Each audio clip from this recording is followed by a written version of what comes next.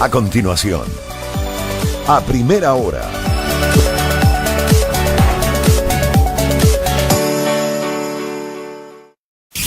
El siguiente programa tiene clasificación A, apta para todo público. Contenido, opinión y informativo. Las opiniones vertidas en este programa son de exclusiva responsabilidad de sus periodistas y entrevistados. Majestad FM respeta la libertad de expresión con responsabilidad.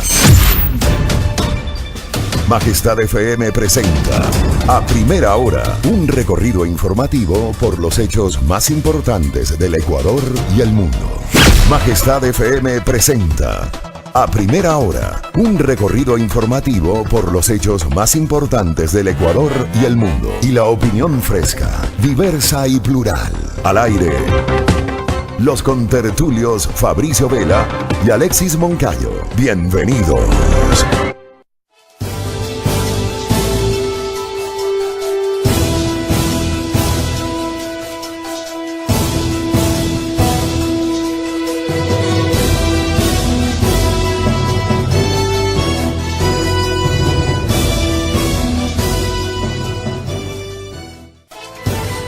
6:16 de la mañana, ya estamos al aire en este martes 15 de enero del año 2019, listos ya para comenzar con las noticias, entrevistas, comentarios de interés en su espacio a primera hora a través de Majestad FM, la soberana del aire. Saludos cordiales a nuestros televidentes en Majestad Televisión en Santo Domingo de los Áchilas e igualmente a quienes se unen a la transmisión de los contertulios a través de las diferentes plataformas tecnológicas www.radiomajestad.com, a través de la internet y la aplicación de Majestad Go, e igual forma la transmisión de los contertulios por el Facebook Live, por la fanpage de A Primera Hora y la fanpage de Majestad FM. Alexis Moncayo y quienes habla Fabricio Vela, listos para conducir este programa de noticias. Wendy Barreiro en la coordinación y manejo de redes sociales. Juan Pablo Constante, DJ Line en el Control Master. Contertulio, buenos días. Hola Contertulio, ¿cómo estás? Muy buenos días, saludos cordiales a todos ustedes, amigos que desde temprano están en compañía de la señal de la soberana del aire Majestad FM y su noticiero A Primera Hora. Un abrazo a todos quienes nos ven en Santo Domingo a través de Majestad TV y todos quienes ya están enganchados con la señal de los contertulios en redes sociales. Invitados siempre a participar de este espacio con sus comentarios, con sus críticas, con sus opiniones. Nuestra cuenta de Twitter @primerahora_EC. Suscríbase también a nuestro canal de YouTube. Ahora somos Millennials oficialmente, así que ya saben, invitados también a suscribirse en redes sociales. Contertulio, ¿qué agenda tenemos para este martes? Muy bien, 15? mucho para comentar. Día histórico, 15 de enero. Ya vamos a hablar. Mucho para comentar el día de hoy. Hasta las 7 de la mañana tendremos pues nuestro espacio del comentario y a partir de las 7 horas comenzaremos con la ronda de entrevistas correspondiente a la jornada del día de hoy. En primera instancia vamos a abordar los temas electorales y, por cierto, una visión desde la academia.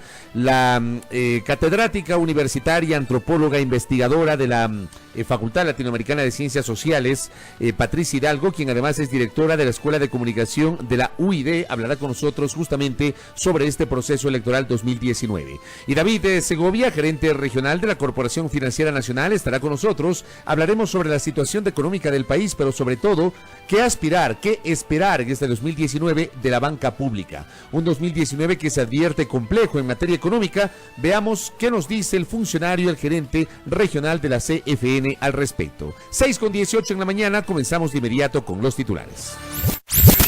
El siguiente segmento tiene contenido y informativo. En A Primera Hora, los titulares de la jornada de hoy.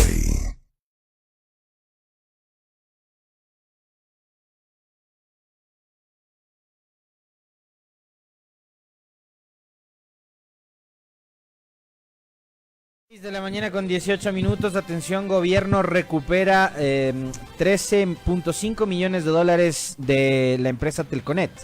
Sala Penal de España aceptó la extradición al Ecuador del ex secretario nacional de inteligencia Pablo Romero.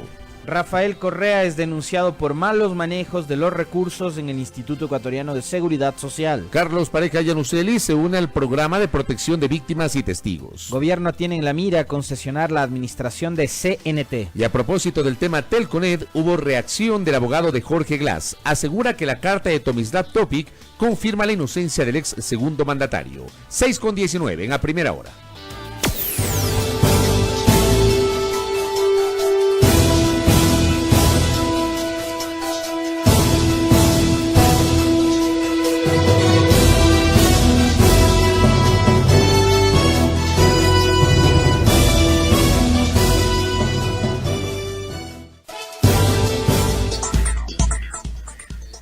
6 de la mañana con 20 minutos, gobierno recupera 13.5 millones de dólares en el caso Telconet, nota de diario El Telégrafo.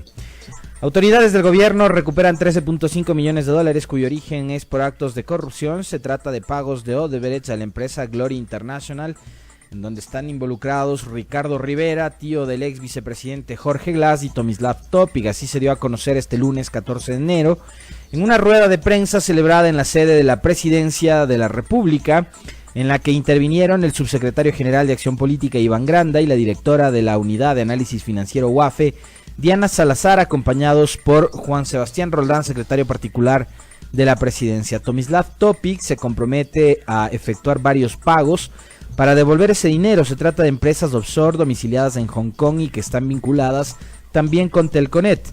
Salazar precisó que el compromiso del empresario se hará a través de diferentes pagos y consignaciones. La ex magistrada dijo que toda la información recopilada sobre el caso será remitida a la Fiscalía General del Estado para que puedan adoptarse las medidas necesarias.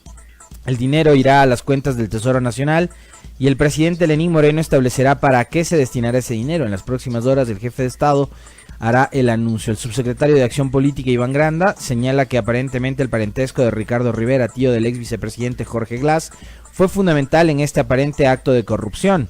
Granda señaló que hace 2 años Tomislav Topic entregó ya 2.5 millones de dólares, pero por otro caso de lavado de activos. 6 de la mañana con 21 minutos. Sobre este mismo caso hubo una reacción por parte del doctor Eduardo Franco Loor, quien patrocina la defensa del ex vicepresidente Jorge Glass Espinel.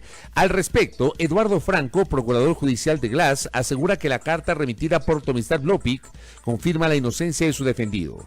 Este es un escándalo más del gobierno que está utilizando la Unidad de Análisis Financiero UAFE, que es un organismo que no debería prestarse para asuntos de orden político, porque su trabajo es técnico y es responsable de la recuperación de información, realización de reportes y establecimiento de políticas tendientes a la lucha contra el lavado de activos, dijo el jurista en declaraciones para ecuadorinmediato.com. De acuerdo a Franco Loor, los informes de la UAFE son reservados y enviados a la Fiscalía General del Estado para que tome las acciones pertinentes. Sin embargo, asegura que Diana Salazar, directora de esta unidad, violentó la Ley de Prevención de Lavado de Activos y del financiamiento del delito que creó a este organismo. En la carta que envía el señor Tomislav Topic dice que durante la investigación acerca de la inversión convenida entre Telconet y Glory International Industry, no es Odebrecht la empresa que le deposita, pero de todas maneras hay una negociación privada. Aquí aparece el nombre del señor Ricardo Rivera, quien también era representante de Televisión Satelital, otra compañía privada. Por eso me pregunto, ¿qué tiene que ver Jorge Glass en todo esto?, cuestionó. En este marco recordó que cuando Glass declaró en el proceso que se le siguió por asociación ilícita, señaló que en ningún momento tuvo relación de orden comercial, ni con Telconet, ni con su representante legal Tomislav Topic. 6 de la mañana con 23 minutos.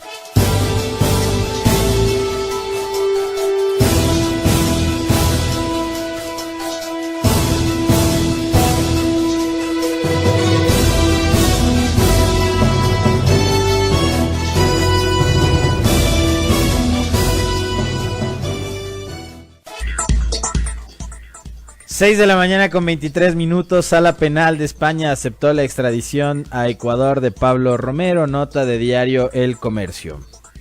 Este 14 de enero de 2019, la Sala Penal de Madrid, España, accedió a la extradición a Ecuador de Pablo Romero, ex titular de la Secretaría Nacional de Inteligencia SENAIN. Romero es acusado del secuestro del ex legislador. ¿Fue legislador con tertulio? Fernando Balda. Dicen que sí, pero nunca lo vi actuar. Yo no sé por qué le siguen poniendo como tal, pero bueno. Dele.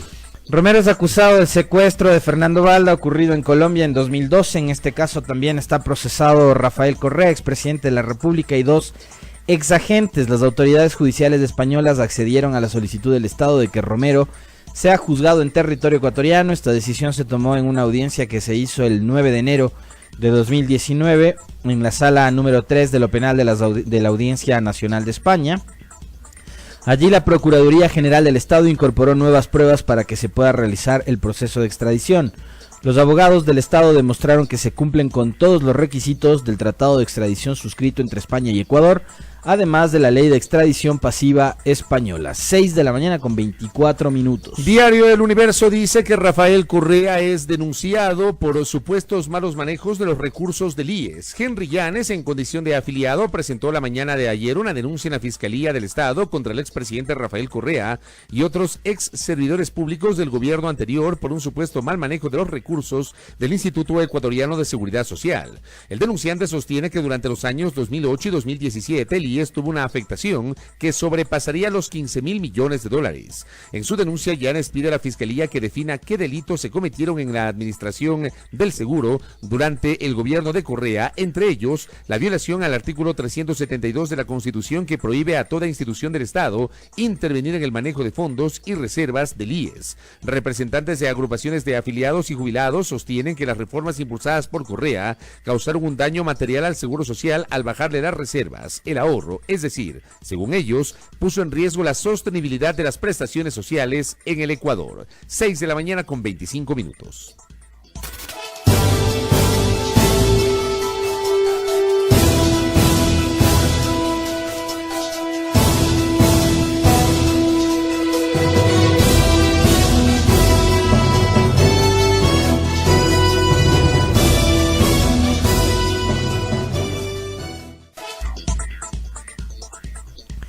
Seis de la mañana con 26 minutos. Gobierno tiene en la mira concesionar la administración de CNT. Nota de diario La Hora. Santiago Cuesta, asesor del presidente Lenín Moreno, explicó que la Corporación Nacional de Telecomunicaciones CNT es una de las empresas públicas que se busca concesionar, pero que en ningún momento se ha pensado venderla. Por ley está prohibido vender activos estratégicos. En el anterior gobierno sí se intentó vender de manera desesperada CNT por $700 millones, lo que nosotros no vamos a hacer, dijo Cuesta. En este sentido, el objetivo de la concesión, según el funcionario, sería optimizar el funcionamiento de la empresa, que aunque es rentable, tiene temas que mejorar, como la telefonía celular o el sistema de cables, que en su momento fue manejado por Jorge Glass, ex vicepresidente de la República.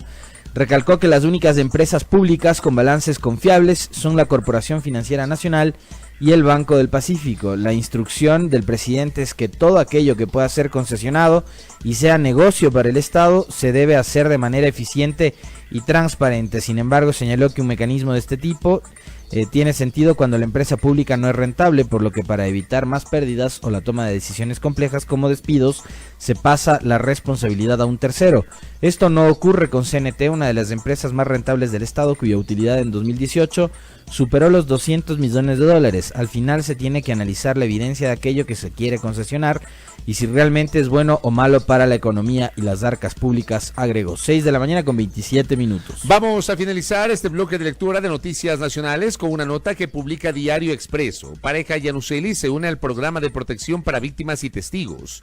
Carlos Pareja Yanuseli, procesado por la trama de corrupción en Petroecuador, fue incorporado desde el pasado 27 de diciembre por la Fiscalía General del Estado al programa de protección de víctimas y testigos. Tras varios meses de espera, la solicitud realizada por Miguel Revelo, abogado de Pareja, prosperó tras la aprobación durante el periodo de la fiscal encargada Ruth Palacios. Por el momento y hasta que se fijen las fechas para rendir las versiones reservadas por los casos de corrupción en Petroecuador, Pareja seguirá en el Centro de Rehabilitación Social de Cotopaxi, lugar a donde fue trasladado el pasado 14 de diciembre. Mientras, el acuerdo de cooperación eficaz firmado entre su cliente y la Fiscalía en septiembre de 2017 aún se mantiene vigente.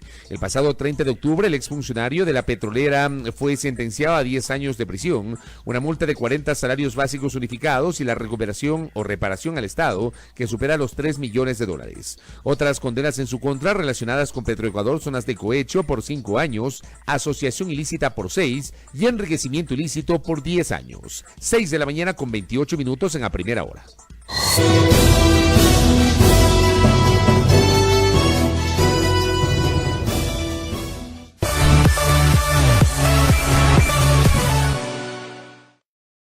Comercio, empresas privadas, instituciones financieras, su gran mayoría agrupadas en el casco central de Santo Domingo. Muchas de estas infraestructuras no cuentan con espacios de estacionamiento suficiente, lo que obliga a los conductores a utilizar el espacio público para parquear. A través de una ordenanza municipal, varias calles se convertirán en zonas azules, permitiendo el estacionamiento rotativo de más de 1.400 vehículos. ¿Serán suficientes para descongestionar el tráfico en la ciudad? Estacionamiento. Una bomba de tiempo.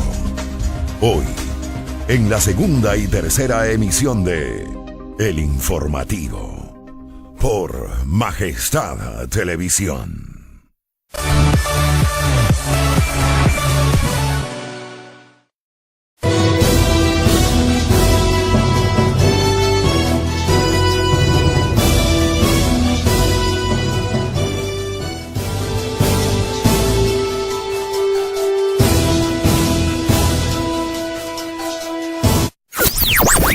El siguiente segmento tiene contenido o opinión. Los contertulios analizan ahora la actualidad del país y el mundo. En A Primera Hora, la tertulia del día. Un ejercicio de plena libertad de expresión con responsabilidad.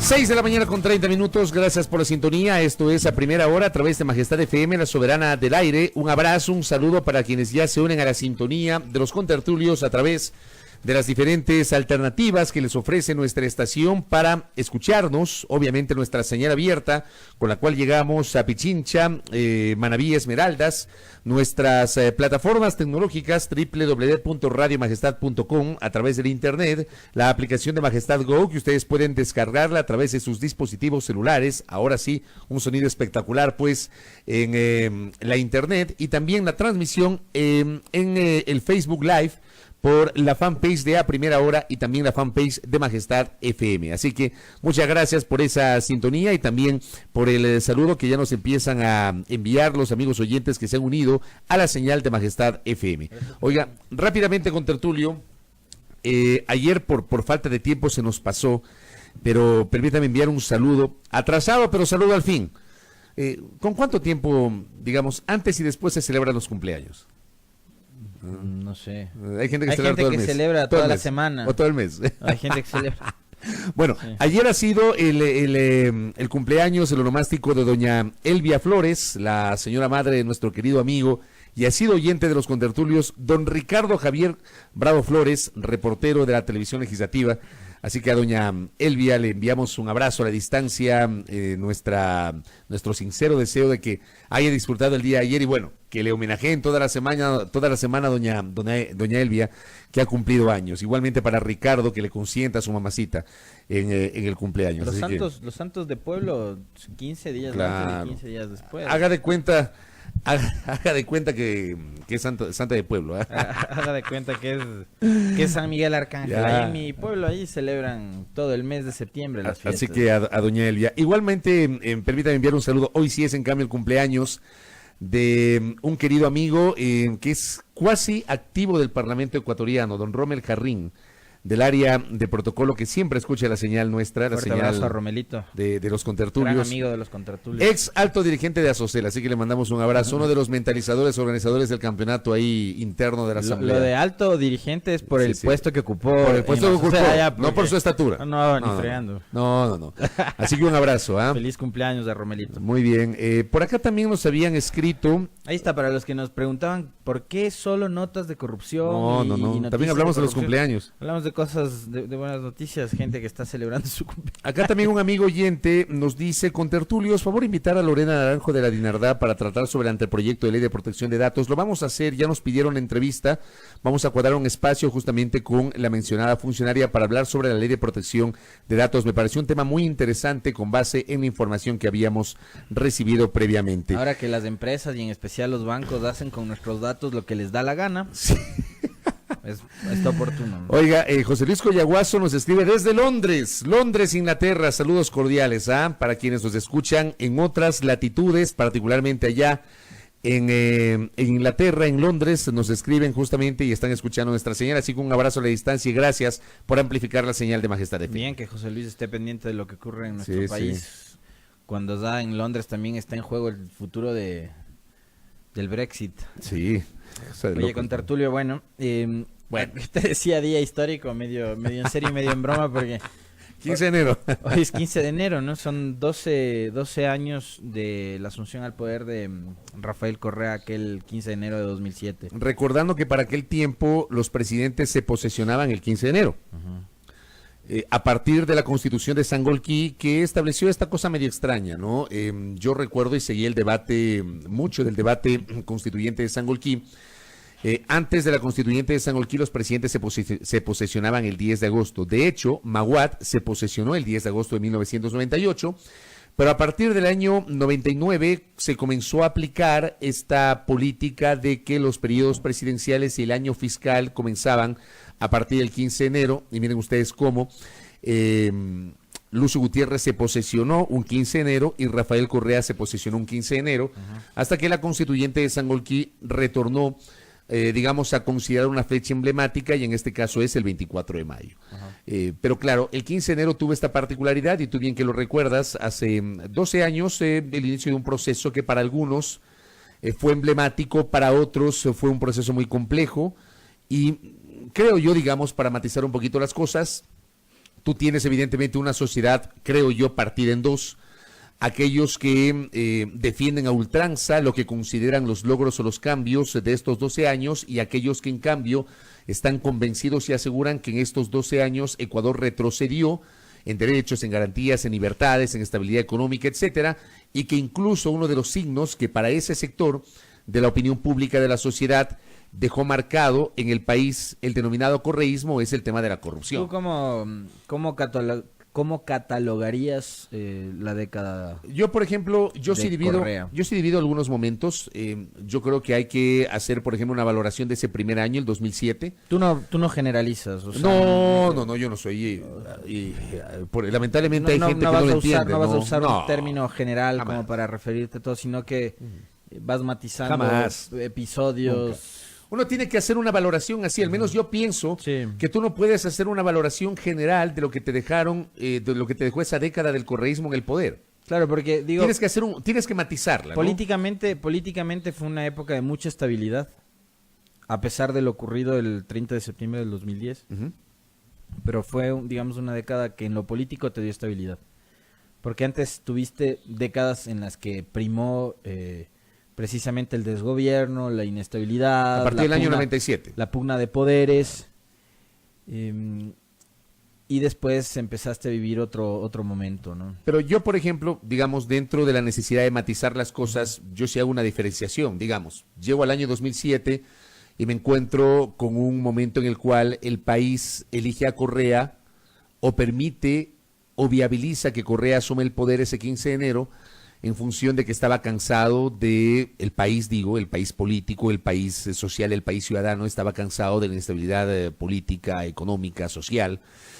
Correa llega, digamos, con un discurso que rompía estructuras, cumple con su compromiso de convocar a una consulta popular para la instalación de una asamblea constituyente, se instala la constituyente te diseña una nueva constitución, pero digo, ese 2007 yo creo que está matizado por algunas cosas interesantes que no habían ocurrido durante los años precedentes, desde el retorno del Ecuador a la democracia en el año 79, pero digo, hago esa comparación y habrá gente que diga sí, eso fue positivo, otros dirán no, eso fue negativo, pero con sus bemoles tú tienes ese elemento interesante que en cambio no se asemeja a lo que pasó en el año 2011 cuando se convocó una consulta popular con Tertulio.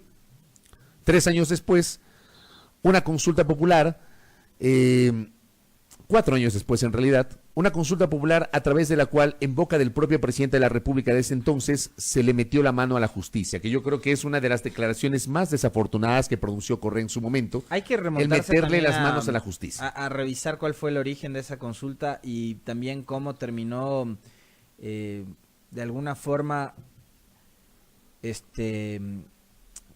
ajustando el tema primordial, que era el de la reforma constitucional al ámbito de la justicia, a temas que pueden volverse como muy románticos, muy simbólicos, como el tema de los toros o los casinos. No, claro. O el tema de las sanciones a quienes no, a los empleadores que no afilian a los trabajadores de la seguridad social. O el tema de la ley de comunicación que también incorporaron. ¿Quién se va a oponer a que afilien a los trabajadores a la seguridad social? ¿Me entiendes?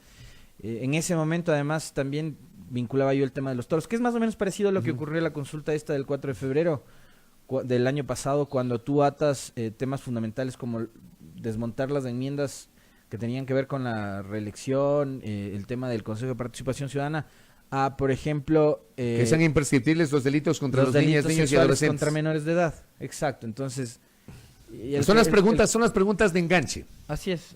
Son las preguntas de enganche. Pero también habría que remontarse al origen de aquella consulta. Recordarás tú que hubo un auge en titulares de prensa, en comentarios, no en redes, pero sí, digamos, en ámbitos sociales y cosas por el estilo, de la inseguridad que había en aquella época. Inseguridad de robos, delincuencia, asaltos, etcétera. Y se le vendió a la gente la idea de que con una consulta popular se iba a acabar la delincuencia. Finalmente eso fue un cuento, o sea, claro, fue el desmontar la estructura anterior del sistema judicial y adaptar a este modelo, llámenlo correísta o como quieran llamarlo, pero fue precisamente eso. O sea, pero a la gente se le vendía la idea de que había la manera de acabar con la delincuencia a través de una consulta popular.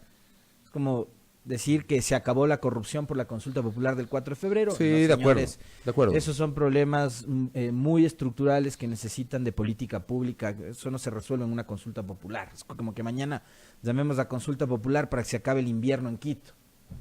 Eso no funciona así. Claro, digo, yo hago esta comparación de los episodios del 2007 con este episodio de 2011.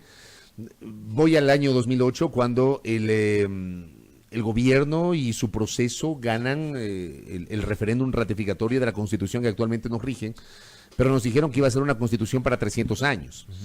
Y resulta que 3 años después reformaste esa Constitución. Ya planteaste una primera reforma a través de un pronunciamiento popular en las urnas, y digo, con base en una declaración absolutamente desafortunada. Yo creo que esa declaración de Correa ha marcado mucho de lo que tiene que ver con el discurso de sus adeptos en torno a la injerencia que tuvo Correa respecto de la administración de justicia y sus decisiones. Digo, ya que soy enemigo de la generalización, yo sí destaco la inmensa obra e infraestructura a nivel vial, la inversión que se hizo, por ejemplo, en proyectos hidroeléctricos, pero siempre te queda... digamos, la duda con todo lo que ha ocurrido, el mal sabor de boca con todo lo que ha ocurrido respecto de los casos de corrupción que pudieron haber rodeado todos esos proyectos que significaron evidentemente un cambio dentro de la infraestructura que tú tienes hoy en el Ecuador. O sea, siempre te vas a quedar con ese mal sabor de boca, te quedas con ese mal sabor de boca, te quedas con la duda, más allá de que puede ser cierto o no puede ser cierto, tú ya tienes una duda. Tienes procesos judiciales abiertos, tienes gente detenida, gente presa, gente que ha confesado, hay otras presunciones. Lo de ayer, por ejemplo, de Topic, que a mí sí me invita a reflexionar, porque claro, tú tienes a un personaje, me imagino yo que muchos de los oyentes, muchos de los televidentes se preguntarán, a ver, este hombre que dice que es empresario no es un alto funcionario del gobierno, y a alguna gente le molestó que yo haya hecho esa aclaración. Pero resulta que ayer, con todo respeto, el señor secretario particular de la presidencia, el doctor Juan Sebastián Roldán, hace el anuncio de que un ex alto funcionario del gobierno... No, ya le escuché yo la declaración a Roldán, dijo un ex alto funcionario privado. Ahí también hay una contradicción, porque el funcionario es público. Es público. Valga la redundancia, por eso no hay que redundar. Es un empresario privado que tenía contratos con el sector público. El tema es que Topic no fue funcionario de gobierno, él no fue... Sí fue Jorge Glass, su tío Ricardo Rivera. Alguien también te preguntó cómo es que Rivera fue funcionario. Rivera no fue funcionario del gobierno central, y es verdad, porque ayer me aclararon eso, y es cierto, pero fue funcionario del Estado. Ricardo Rivera, en marzo del 2007, fue intendente de la Superintendencia de Telecomunicaciones cuando existía este organismo. Antes teníamos Superintendencia de Telecomunicaciones, y Ricardo Rivera en marzo del 2007 fue intendente, es decir, el segundo de a bordo de esa superintendencia, y estuvo, me parece, por un espacio de 1 año y pico, hasta que finalmente no siguió en el cargo porque había un conflicto de intereses, porque Ricardo Rivera es propietario de un canal de televisión satelital. Entonces, él dejó ese cargo, pero Ricardo Rivera sí fue funcionario, sí integró la cosa pública, no el gobierno central, pero fue parte de un organismo vinculado al sector público, que era la Superintendencia de Telecomunicaciones. Pero bueno, yo decía, y probablemente mucha gente le habrá llamado la atención, viene un empresario que recibió una cantidad astronómica de dinero, 13 millones y medio, que no es ningún pelo de cochino. Es una cantidad inconmensurable de plata. Para nosotros, ¿no? Ya. 13 millones y medio de dólares. Recibe y 7 años después dice, señores, voy a devolver la plata que me entregaron a través de una transacción privada porque no tengo seguridad, no tengo certeza sobre el origen lícito de ese dinero. Y se acabó. Y para de contar. O sea, ¿cuál es mi inquietud? ¿Rivera devuelve la plata y ya no pasa nada con Rivera? Perdón, Topic. ¿Devuelve la plata y ya no pasa nada con él? Esa es mi inquietud. Yo te planteaba ayer la similitud del caso de Pedro Delgado. Cuando el tipo confiesa públicamente haber cometido un delito. Y cogió y se fue. Y no se pasó fue nada. del país sin que la fiscalía mueva un dedo. O sea, bueno, acá Topic, yo me imaginé que ayer la fiscalía, después de el anuncio que hizo la directora de la UAFE con las autoridades del gobierno, la fiscalía lo que iba a hacer era proceder a allanar todas las instalaciones de Telconet para ver qué más encuentra. Además, digo, no sé si a ti te pasa, pero a mí me pasa que cuando encuentro en mi cuenta $100 o $50 de más o menos, digo, a ver qué es. Es del descuento de la telefónica de mi plan, o es un dinero que me debía. Claro, tú dices, la carismática. ¿Cómo así ya me tengo más depositó. plata? Exacto, pero son 50, son $100. Pero si en tus cuentas aparecen 13 millones y vienes a descubrir que no estás seguro del origen de esa plata. 7 años después, veamos, ¿no? ¿Qué tan honesto termina siendo? Son 13.5 millones de dólares a través además de una conexión medio extraña, ¿no? Empresas offshore que estaban domiciliadas en Hong Kong y después ese dinero aparece en unas cuentas en los Estados Unidos y finalmente en las cuentas de Telconet. O sea, ahora resulta que los privados no han sido los corruptos. O sea, finalmente en este caso el señor es el que recibe el dinero y lo reporta casi una década después. Perdóname, en todo acto de corrupción hay dos partes. Uh-huh. Y creo que los dos son corresponsables. Claro, el corruptor y el corrompido, ¿no? Por supuesto, son corresponsables. Entonces, a mí me llama la atención, por ejemplo, esto que te estoy diciendo, me llama la atención porque, claro, uno pensaría de que el hombre devuelve los 13 millones y medio. Por cierto, lean la carta compromiso de Tomislav Topic y su explicación. Uh-huh. Dice, de acuerdo al flujo. Claro, va a pagar en cuotas. Ya, va a pagar es que va a devolver los 13.5 millones. A ver. Ahí billete tras sí, billete. Primero, va a pagar en cuotas. yo os invito a hacer un análisis, en frío del tema. Y esos 13.5 millones de dólares durante todos estos años, me imagino que deben haber generado intereses. Un rendimiento, Y el señor esos 13 millones los debe haber invertido en algo más. Pero claro. O sea, sacó provecho de esa plata. Entonces, yo me quedo con eso y digo lo otro. ¿Por qué el señor Topic no ha sido vinculado en este caso? Uh-huh. Yo insisto, yo no soy juez, no soy fiscal, ni mucho menos. Yo siempre digo eso, y a mí no me corresponde juzgar, simplemente planteo inquietudes, yo planteo inquietudes. Mi rol sí, y ese rol sí defiendo, es manejar la criticidad y plantear inquietudes. Planteo esta inquietud, ¿por qué el señor Topic no está vinculado? Rivera y Glass están en la cárcel. Rivera y Glass están en la cárcel. ¿Qué pasa con Topic? ¿Por qué no ha sido vinculado el señor Tomislav Topic? Uh-huh. Pregunto. O sea, para mí, si bien es cierto, el anuncio de ayer fue un anuncio importante, ciertamente es un anuncio importante, o sea, tú no puedes decir que no es un anuncio importante, pero de ese anuncio se derivan una serie de inquietudes que les acabo de plantear en este momento. Y te planteo otra. Yo estoy totalmente de acuerdo con lo que escribió ayer Ramiro Aguilar en su cuenta Twitter. ¿Qué rol juega la Fiscalía? Exacto. Yo no noté ayer un papel protagónico de la Fiscalía General del Estado en este tema. Pero si ya te estoy diciendo, o sea, lo mínimo que uno hubiera esperado es que ayer la Fiscalía, al enterarse del tema, o quizás antes, yo hubiera hecho un allanamiento de las oficinas de Telconet. Entonces, las cosas, me parece a mí, tú le presentas un hecho que es un hecho importante al pueblo ecuatoriano, a la sociedad, le presentas este hecho, uh-huh. Tú obviamente te quedas impresionado y dices, wow, o sea, el Estado ha logrado un acuerdo para recuperar 13 millones y medio de dólares. Pero ya en frío, empiezas a analizar el tema y te empiezan a surgir dudas. Uh-huh. Porque cuando yo leo la carta y el señor Topic dice, voy a devolver de acuerdo al flujo, quiere decir que nos está haciendo un favor. O sea, el señor Topic casi, a ver, señores ecuatorianos, voy a empezar a devolver esa plata, pero dependiendo del flujo, dependiendo de cómo están mis cuentas, las cuentas de mi empresa. Entonces, plantémonos también esas dudas. Yo creo que las autoridades deberían responder también estas dudas que estamos planteando, y lo hago desde el punto de vista periodístico y de la forma más respetuosa posible, pero no podemos, digamos, quedarnos solamente con el primer anuncio sin plantearnos esta serie de inquietudes, Claro, que a mí me llaman la atención. Yo te decía, esos 13.5 millones de dólares en sus cuentas habrán significado intereses, habrán significado que el hombre haga más inversiones, qué sé yo. Entonces, es como cuando, por ejemplo, se me viene a la mente... El Estado va a recuperar solo los 13.5 que ofreció el señor, y lo demás. Ya. Y se me viene a la mente el papel o la postura de la Fiscalía, en cambio, en el caso de Brecht, con el señor José Conceição Santos Filho. O Marcelo Odebrecht en Brasil, que es un caso similar. Ya, pero el señor Santos, que era el representante de Odebrecht en el Ecuador, no fue vinculado en el proceso. O sea, yo no entiendo, yo insisto, yo no entiendo, sinceramente yo no entiendo. ¿Por qué menciono el caso de Santos?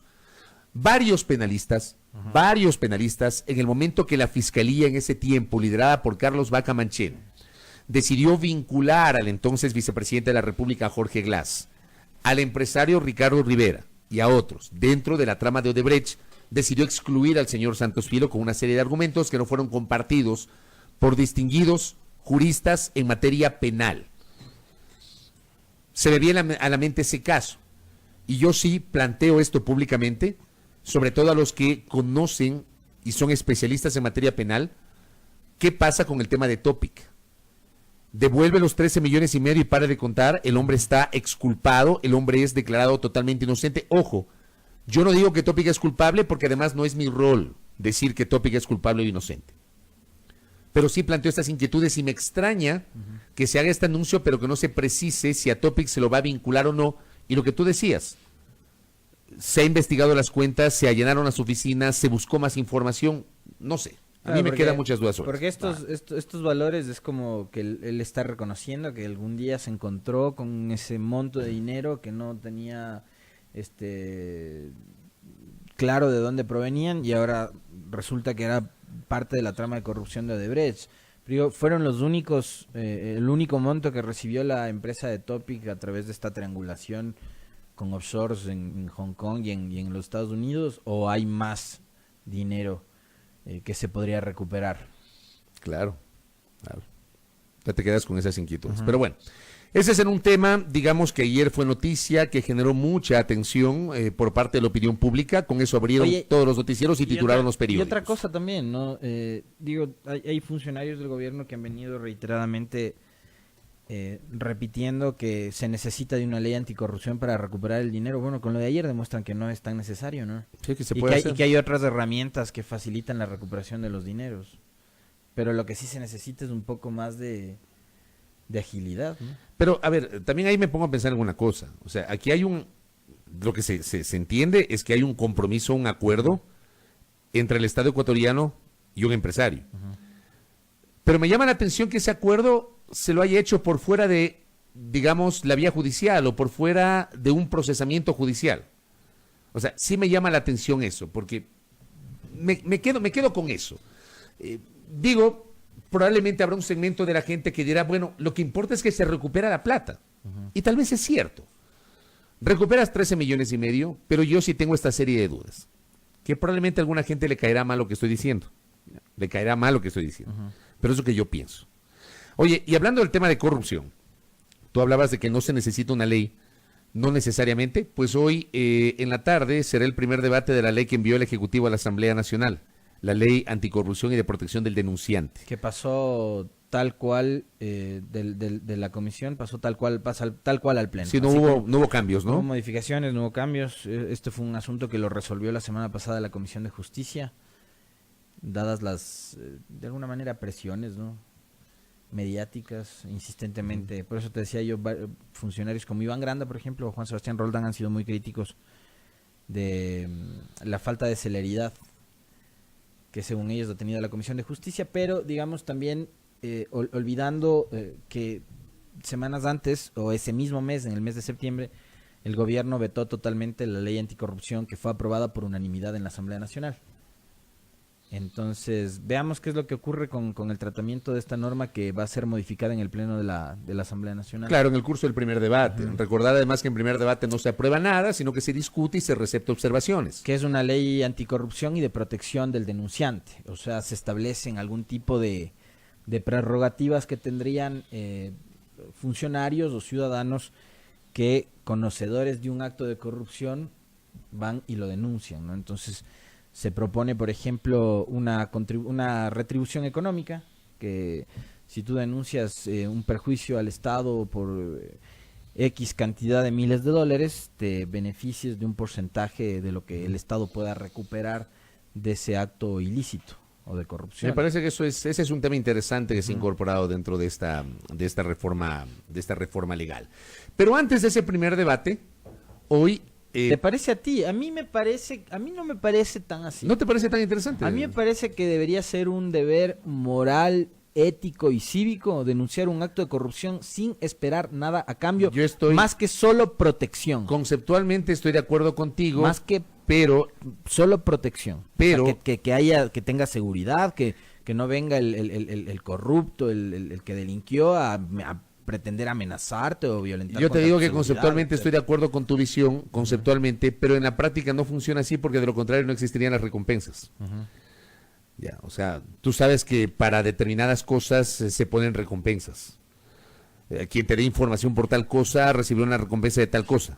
Pero no debería funcionar así. De acuerdo, no, de acuerdo. En un mundo ideal no debería funcionar así. Pero en la realidad la cosa es distinta. Porque siendo así, yo también voy a ser parte del acto de corrupción y dependiendo del monto, entonces voy a denunciarles a estos que están confabulados conmigo, asociados conmigo para el acto. Entonces yo les denuncio, bueno, y me quedo yo con parte del dinero y hago que los otros vayan a parar al tacho. Por supuesto, por supuesto. Oye, antes... Dime que no. No, así mismo, de acuerdo. Oye, y antes del primer debate de la ley anticorrupción, en la agenda constará el conocimiento de la resolución del CAL de la semana anterior. Hoy se conformará la comisión tripartita para investigar durante los siguientes 10 días las denuncias que han sido presentadas en contra del asambleísta de la provincia del Tungurahua por el movimiento Creo, Ana Galarza. Conozco que esa comisión, de forma preliminar, tendrá un integrante de Creo, que es la bancada de Ana Galarza. Ayer Patricio Nosso dijo que se barajan dos nombres. ¿Sería Lourdes Cuesta la una?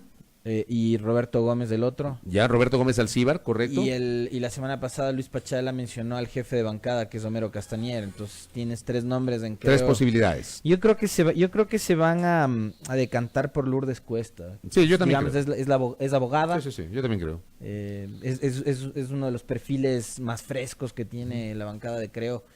Creo que es de lo mejor que tiene también la bancada de Creo, la doctora Lourdes Cuesta. Parece que es una de las legisladoras que más ha aportado dentro de esa bancada al trabajo legislativo. Y lo ha hecho en la Comisión de Justicia, ¿no? En el Pleno y en la Comisión de Justicia. No olvidarse, por ejemplo, que ella en otros ámbitos, como el de la comunicación, por ejemplo, también propuso una ley. Algunos asuntos. Ella propuso, por ejemplo, derogar completamente la ley de comunicación y una nueva ley. Y reformular un nuevo proyecto de ley. En la Comisión de Justicia es una de las legisladoras que más aporta. Más allá de que hay algunos temas en los que, por ejemplo, yo no comparto su postura, como es en el caso del aborto, por ejemplo, pero es de las legisladoras que más aporta, sí, que más trabaja. Ella podría estar, entiendo que tendría que estar un legislador del sector denominado correísta. Ayer, por ejemplo, conversamos con Pavel Muñoz, no tenían claro un nombre. Un nombre, ya. Iban a poner. Ya. Y alguien, me decían ayer, alguien que podría ser por fuera, posiblemente alguien del BIN. Más allá de que ayer mismo supe que el BIN se está desarticulando. Ayer Luis García nos dijo aquí que podría ser también un social cristiano. Mira tú. Y por en ese afán de buscar rostros frescos, jóvenes, que no estén contaminados, y además nos decía, por ejemplo, que podría ser el también tunguragüense Esteban Torres, ¿no? Considerando que su padre está terciando una candidatura en Tungurahua, que podría significarle también una exposición pública. Una exposición pública al joven legislador ambateño. Ya, lo cierto es que hoy tendremos una comisión tripartita y en los siguientes 10 días esa comisión deberá proceder de la misma forma que lo hizo con las ex legisladoras Sofía Espín y Norma Vallejo, Vamos a ver cómo se desarrollan estos episodios al interior de la Asamblea Nacional. Por cierto, y sobre este tema, permítanme insistir en algo que dijimos el día viernes. El jueves estuvo acá Ronnie Aliaga, ayer estuvo Luigi García. Hemos tenido 2 de las 3 partes vinculadas al tema de Ana Galarza. Nosotros invitamos a la asambleísta Ana Galarza. Ella ha decidido por el momento no emitir nuevas declaraciones a través de entrevistas en vivo en los medios de comunicación, mientras justamente espera el desarrollo de los acontecimientos. Así que me parece obviamente muy pertinente tu aclaración, porque vaya a pensarse de que no le hemos querido invitar a Ana Galarza. Nos ha dicho que le invitemos a Ana Galarza. Le invitamos. Tratado de acercarnos a la legisladora para que esté aquí con nosotros. Lamentablemente ella ha decidido no exponer más sus puntos de vista y sus argumentos en los medios de comunicación, cosa que desde luego lamentamos, porque lo oportuno hubiese sido que esté aquí para responder tanto al denunciante Ronnie Aliaga, que estuvo la semana pasada, como también al abogado que patrocina la defensa de Lenin Rodríguez, que es el exfuncionario legislativo que denunció todo este tema en contra de Galarza. Por eso mismo la aclaración. Un par de mensajes adicionales antes de la pausa. Por acá nos escribe un asiduo oyente, don Roberto Ordóñez. Nos dice: el señor Topic es Telconet, maneja mucha información, llamadas, correos. Él considera que por ahí, por ejemplo, puede haber alguna razón para recibir protección. Es la visión de nuestro oyente. Por acá también recibe otro mensaje, doña Silvia Flor, dice: objetivamente el gobierno no ha recuperado nada, dependerá de la voluntad de Topic y eso de que si le cumplen o no el acuerdo al que deben haber llegado. ¿Sí ven por qué yo he planteado una serie de inquietudes? Por esas cosas que, por ejemplo, los oyentes escriben. Porque claro, hay una carta compromiso de Topic, pero al final del día yo coincido con lo que dice Silvia. Va a depender de la voluntad de Topic. Desde el momento que Topic dice, voy a devolver dependiendo del flujo. Depende de la voluntad de Topic. Además, yo creo que está bien que devuelva y que lo haga rápido. ¿Ya? Pero también, ¿sabes qué? Que hable. Porque si sabe algo, tiene que hablar. Tiene que hablar. Tiene que ser convocado por la fiscalía para que dé tiene que hablar sobre el tema, ¿no? Ya, a ver, tiene que hablar. Y la primera gran inquietud, la inquietud lógica, la pregunta de cajón: este tipo de negociaciones, entre comillas, vinculadas a la corrupción, ¿tienen algo que ver con el papel del ex vicepresidente Jorge Glass? Pregunta de cajón. Pregunta de cajón. ¿Cuál fue el papel de Ricardo Rivera? ¿Cuál fue el papel de Jorge Glass? ¿Qué relación tienen Telconet con Gloria International y esta con Odebrecht? O sea, tienes algunas preguntas de cajón que deberían ser pertinentemente aclaradas por el señor Topic a partir de lo que dijo el día de ayer. Por acá también, ¿qué tenemos? Nos pedía Fabián Tapia, creo don que, Fabián, que hablemos sobre el tema del Contralor. Hablemos mañana, por cuestiones de tiempo. Nos decía Fabián Tapia, tanto que sucede en el Ecuador, sí, pues por eso nos falta tiempo para comentar. Pueden comentar el caso de la discusión del Consejo de Participación Ciudadana y Control Social de Transición sobre el Contralor subrogante. Busca mantenerlo en el cargo hasta el 2022 sin evaluación. Los medios televisivos han sacado expertos apoyando esto. Ayer, 2 canales de televisión de los más grandes. Entre comillas, porque digo, yo te pregunto, ¿expertos en qué? Ayer te preguntaba, ¿expertos en qué?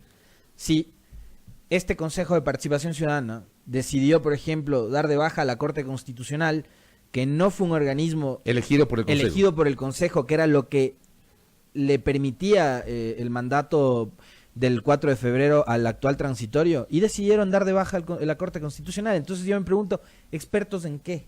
Bueno, el tema es que ayer en 2 noticieros de 2 de los canales más grandes de este país hicieron notas similares relacionadas con ese tema, hablando de la posibilidad de que el Contralor Celi se quede hasta el 2022. No descarten que hay ahora vocerías de medios de comunicación, incluidos periodistas, que pidan condecorar a Celi. No descarten. Ahora, entiendo que hoy, y lo vamos a reservar para mañana el comentario, entiendo que hoy el Consejo de Participación Ciudadana y Control Social va a decidir la suerte del Contralor subrogante, el día de hoy.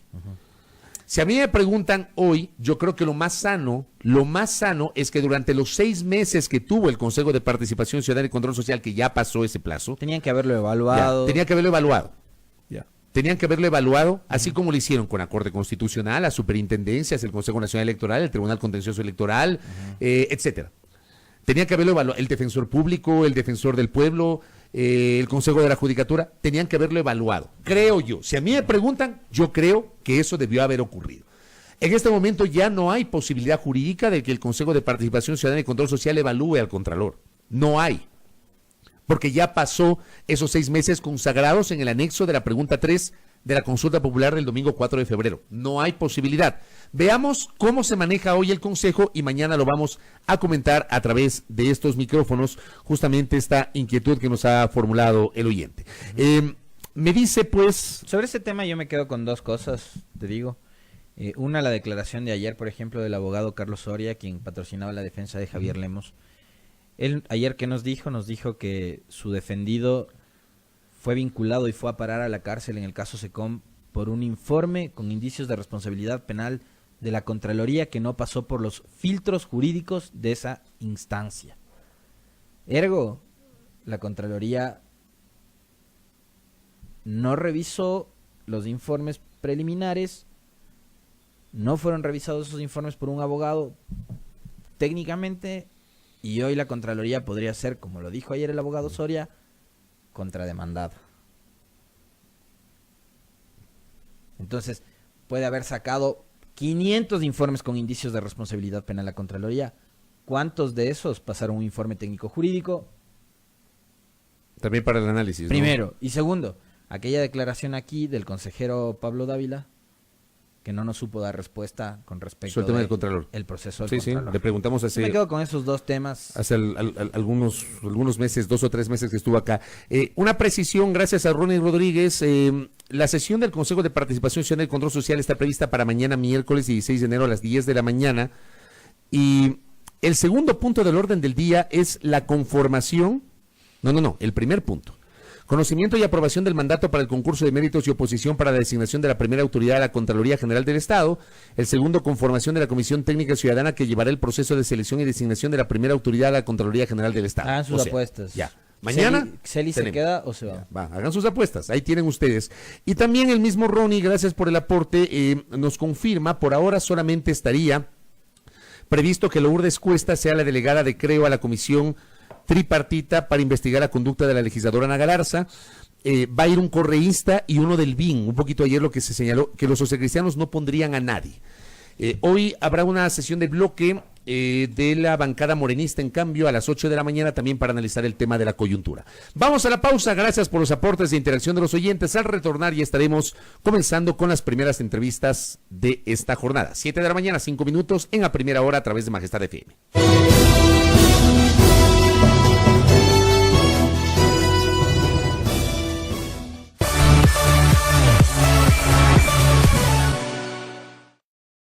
Majestad Go. Majestad Go.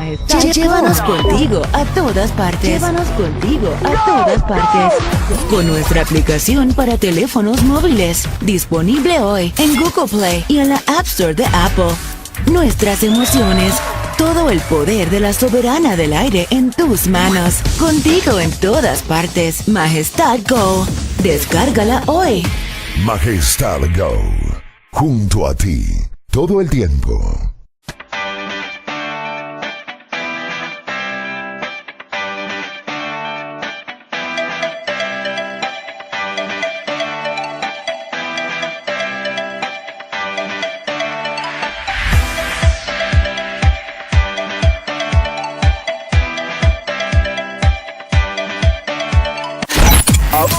Ahora escucha Majestad FM. Ahora escucha Majestad FM en el canal 3 de TVNet. Majestad FM. Majestad FM. Con todos sus programas, locutores y DJs, están las 24 horas contigo en el canal 3 de TVNet. Majestad FM. La soberana del aire. Ahora en el canal 3 de TVNet. Majestad Go. Majestad Go. Llévanos contigo a todas partes. Llévanos contigo a todas partes. Con nuestra aplicación para teléfonos móviles, disponible hoy en Google Play y en la App Store de Apple. Nuestras emociones, todo el poder de la soberana del aire en tus manos. Contigo en todas partes. Majestad Go. Descárgala hoy. Majestad Go. Junto a ti. Todo el tiempo.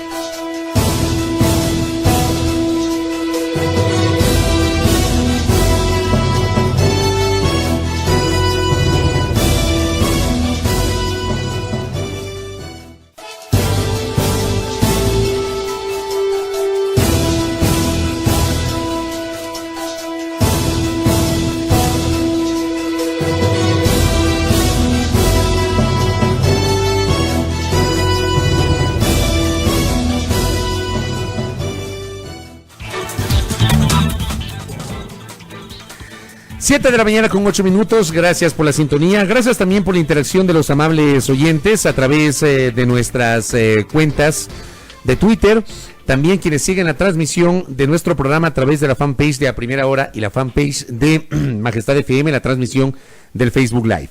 Vamos a hablar de un trabajo muy interesante, un trabajo académico que ha sido preparado por la doctora Patricia Hidalgo. Ella es directora de la Escuela de Comunicación de la Universidad Internacional del Ecuador.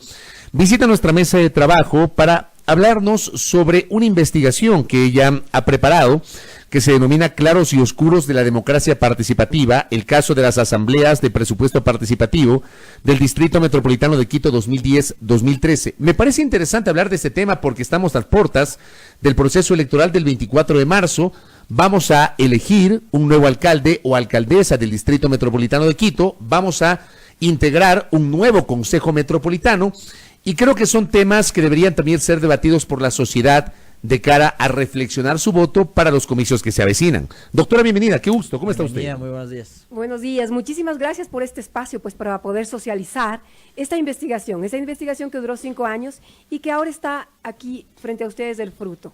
Como usted decía, es justo la época, pues estamos en este contexto de las próximas elecciones locales y creo que este libro se vuelve de lectura obligatoria para todos los candidatos a prefectos, a alcaldes, a consejos. Pues este libro trata mucho de la gestión local y de un tema tan importante que todos lo dicen en campaña, la participación. Pero realmente, pero parece medio abstracto el término, ¿no? En la práctica. Por supuesto, porque cuando una vez que son elegidos, pues pierden totalmente la legitimidad, pues sus agendas no obedecen a las necesidades reales de la ciudadanía, ¿no? Ok, usted dice 5 años de investigación. ¿Por qué Así se tomó es. tanto tiempo y cuáles fueron, digamos, los segmentos que usted investigó para poder hacer este trabajo académico? Bueno, le cuento un poco, pues, cómo empezó esta investigación, por qué la razón de esta investigación. Yo estaba haciendo, pues, tuve la suerte de visitar algunos barrios por gestión local, ¿no? Me acerqué, entonces entrevisté a varios líderes barriales y me comentaban que, bueno, vi más que nada, que ellos recogían, pues, hacían un pequeño ahorro de lo que podían. Entonces decía, ¿para qué ahorraban? Entonces me decía, para poder lograr ciertas obras, porque el municipio nos da el 50%. Entonces yo ingenuamente creí que era solo en ese barrio, en ese contexto que pasaba eso, que ellos tenían que poner el 50% de un presupuesto para una callecita, para una mejora de barrio, para un alcantarillado. Pero entonces ellos, a medida que yo seguía investigando, me di cuenta que esto se repetía. Claro, esa es una realidad ajena para los que hemos vivido en barrios que tenemos todo, ¿no?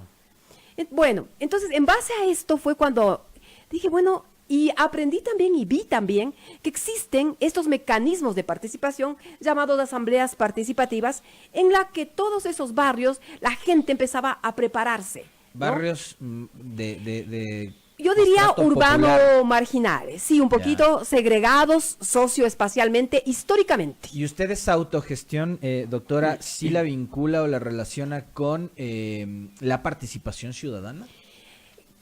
Claro, pero es autogestión. ¿No? Es autogestión, claro. Y ellos se organizan y ellos buscan con sus propios presupuestos, con sus propios medios, obras que deberían ser obligatorias. ¿Ya? Ahora, existen esos mecanismos en los que puede uno decidir, el ciudadano decidir hacia dónde va ese presupuesto. Pero para esto, primero, las agendas locales tienen que ser realizadas con la ciudadanía, porque de lo contrario, solo se vuelven en oferta que nunca la cumplen y se deslegitiman políticamente. Porque ¿no? hay que entender, hay que conocer cuáles son las necesidades que tiene esa gente también, ¿no? Porque, digo, habrá grandes obras que están en la zona urbana o en el denominado hipercentro de la ciudad, pero que no afectan, ya sea positivo o negativamente, a estos barrios a los que usted hace referencia. Además, históricamente, eso, lo que usted dice, el hipercentro, ha sido siempre beneficiado, ¿ya? Pero es porque los dueños tienen el poder político, ¿no? Entonces, o sus inversiones. Las inversiones, claro. Entonces, el paisaje urbano se lo realiza de acuerdo a esa voluntad socioeconómica, que me da mucha pena, ¿no? Entonces, y que realmente eso motivó para que yo haga esa investigación. Me demoré 5 años porque es una investigación muy profunda y es un estudio comparativo de las 8 administraciones zonales de Quito en todas las variables. En cuanto a la historicidad, porque la historia es muy importante para entender por qué. También en cuanto al presupuesto, también a la institucionalidad, a esa normativa que de alguna manera es excluyente, que no permite que la gente realmente participe. Además que cada administración zonal tiene una lógica distinta, o sea, Totalmente. la administración de La Delicia seguramente no tiene la misma lógica que la administración de Eloy Alfaro, por mencionar algo. Así es. O la administración Quitumbe, que además es enorme, ¿no? Es enorme y con necesidades totalmente básicas que no se han no se han logrado satisfacer, No se han logrado satisfacer.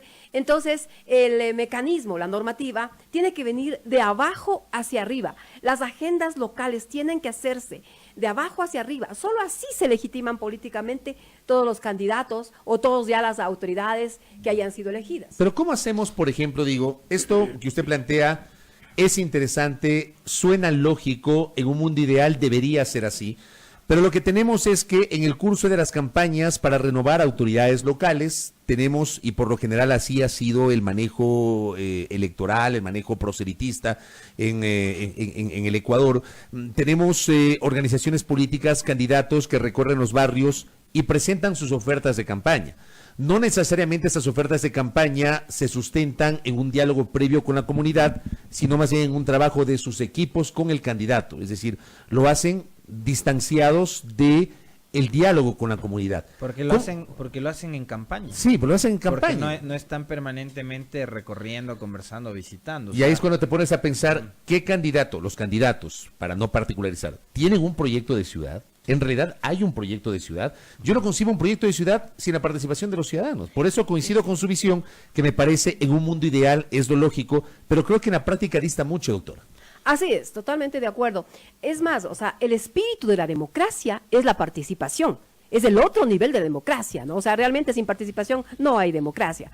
Pero fíjese que justamente por esto es que yo empecé esta investigación, porque a través del presupuesto participativo, de estas asambleas de presupuesto participativo, que es un mecanismo vigente y que no se le utiliza, que debería utilizarse en todas las prefecturas, en todas las administraciones zonales, en todas las parroquias, en todos, ¿no? Él permite que el ciudadano sea el que decida hacia dónde va ese presupuesto, porque son ellos los que saben cuáles obras son las que necesitan, ¿no? Entonces, si bien el candidato no puede hacer una investigación minuciosa, cuando ya ejecute su plan, sí tiene que hacerlo con los ciudadanos y a través de este mecanismo de las asambleas de presupuesto participativo.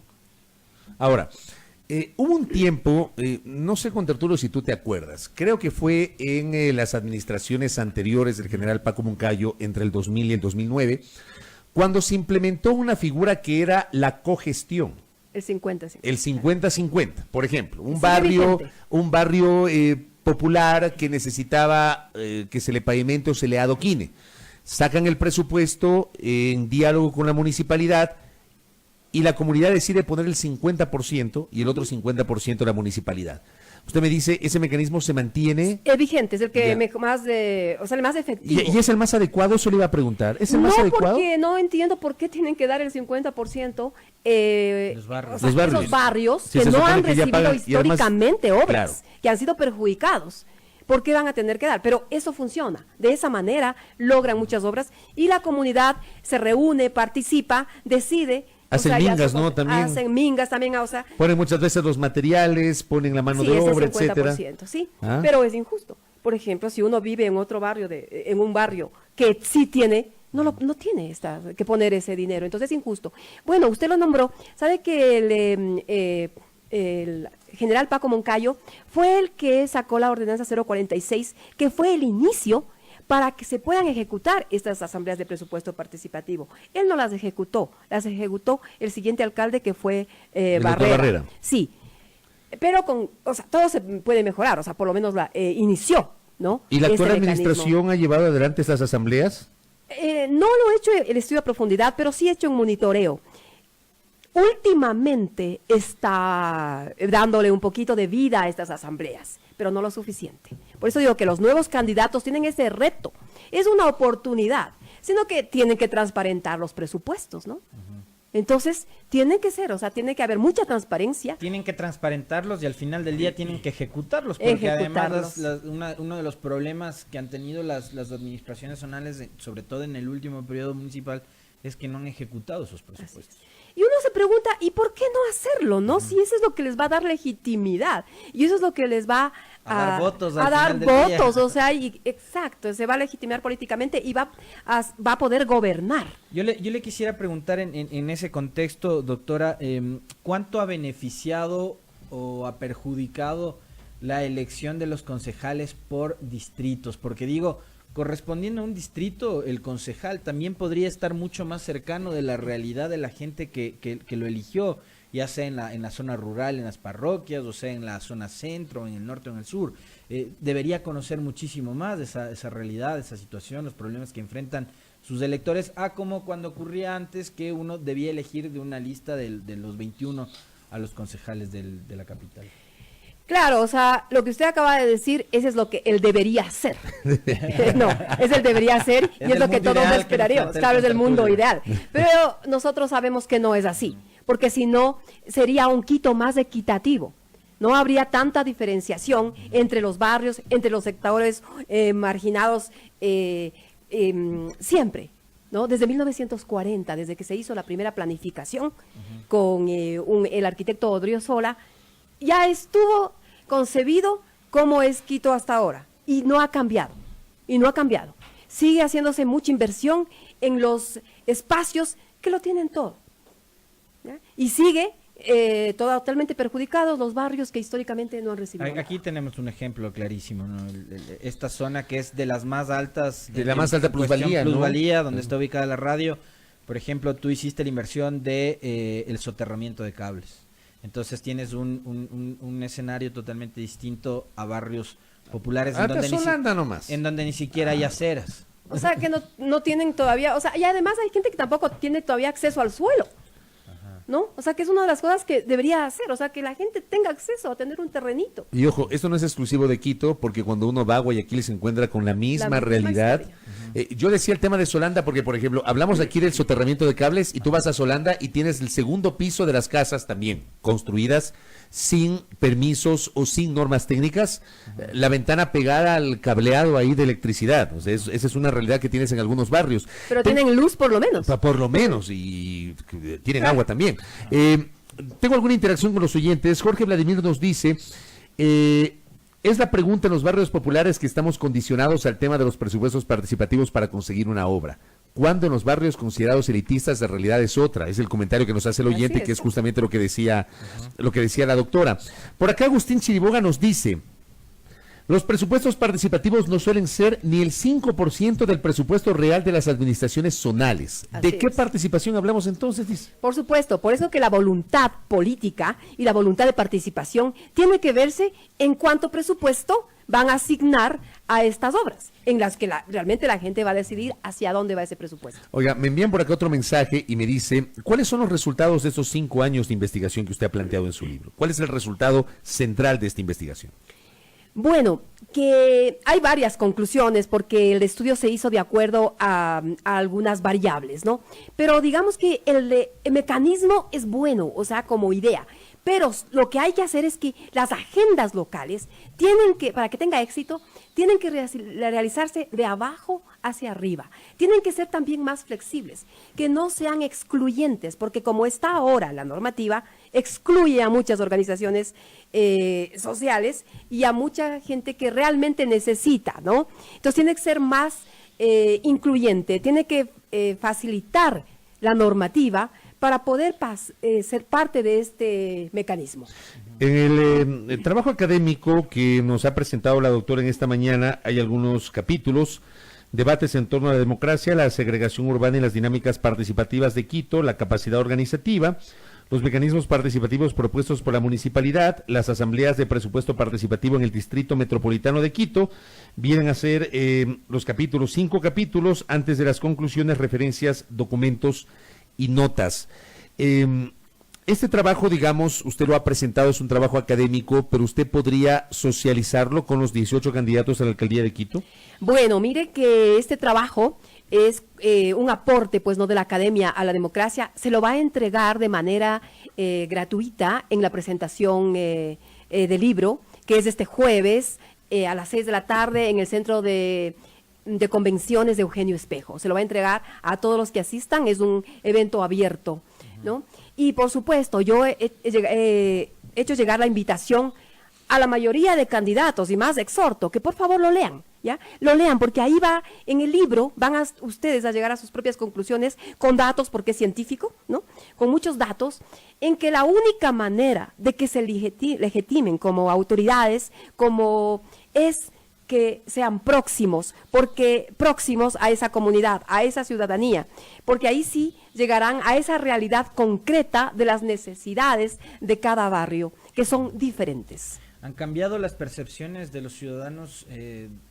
¿Usted pudo identificar eso quizás, doctora, en estos 5 años, digamos, de cuando empezó la investigación a lo que ocurre hoy en la capital de la República? O digamos, la gente sigue sintiendo las mismas necesidades, las mismas inquietudes. Mire que yo, el otro nombre, mi libro se llama Claros Oscuros de la Democracia Participativa, pero otro nombre que yo lo estaba pensando es de la ilusión al desencanto.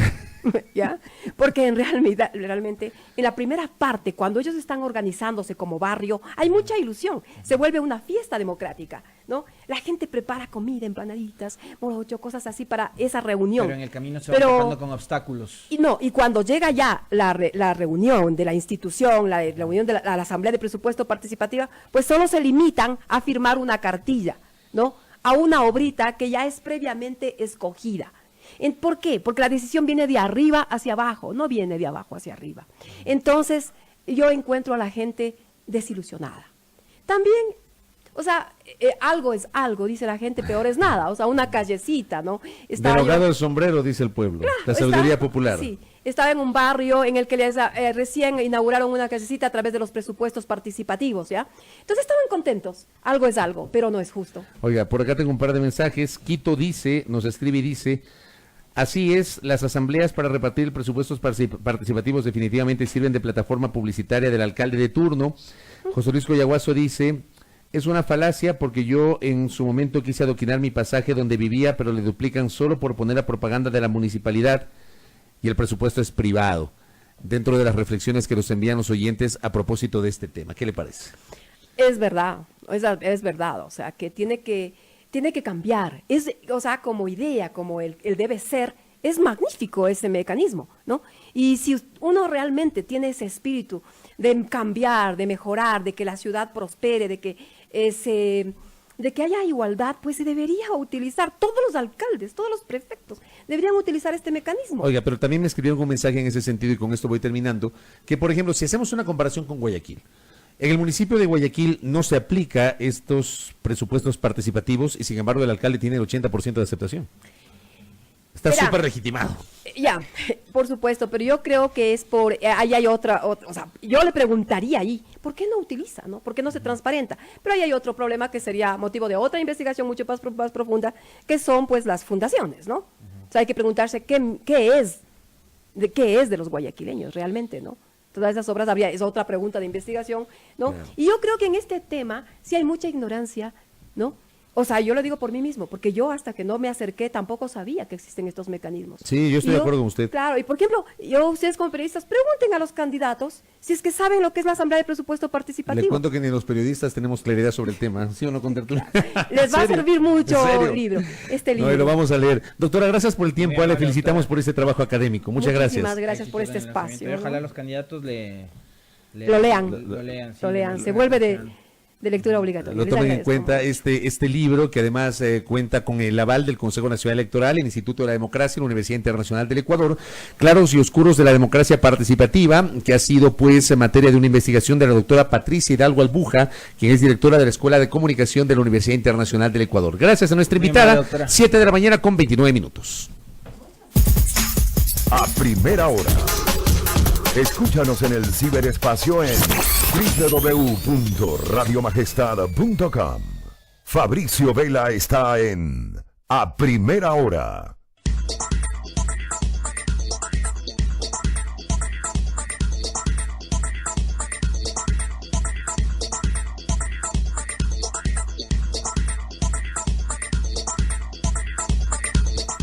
Hemos caminado hoy juntos, miramos su recorrido y encontramos esperanza, encontramos libertad en las manos que aprendieron a escribir en el rostro de los niños y su sonrisa en la mirada de hombres y mujeres que pueden volver a ver el cielo. Lo hacemos por amor a Pichincha, por amor a nuestra capital, a sus cantones, a sus parroquias. Prefectura de Pichincha, dejamos huella. No te olvides, la recolección de basura es tarea de todos. Respetemos los horarios. Saca la basura en los horarios dispuestos por la municipalidad. Un mensaje de Maceo.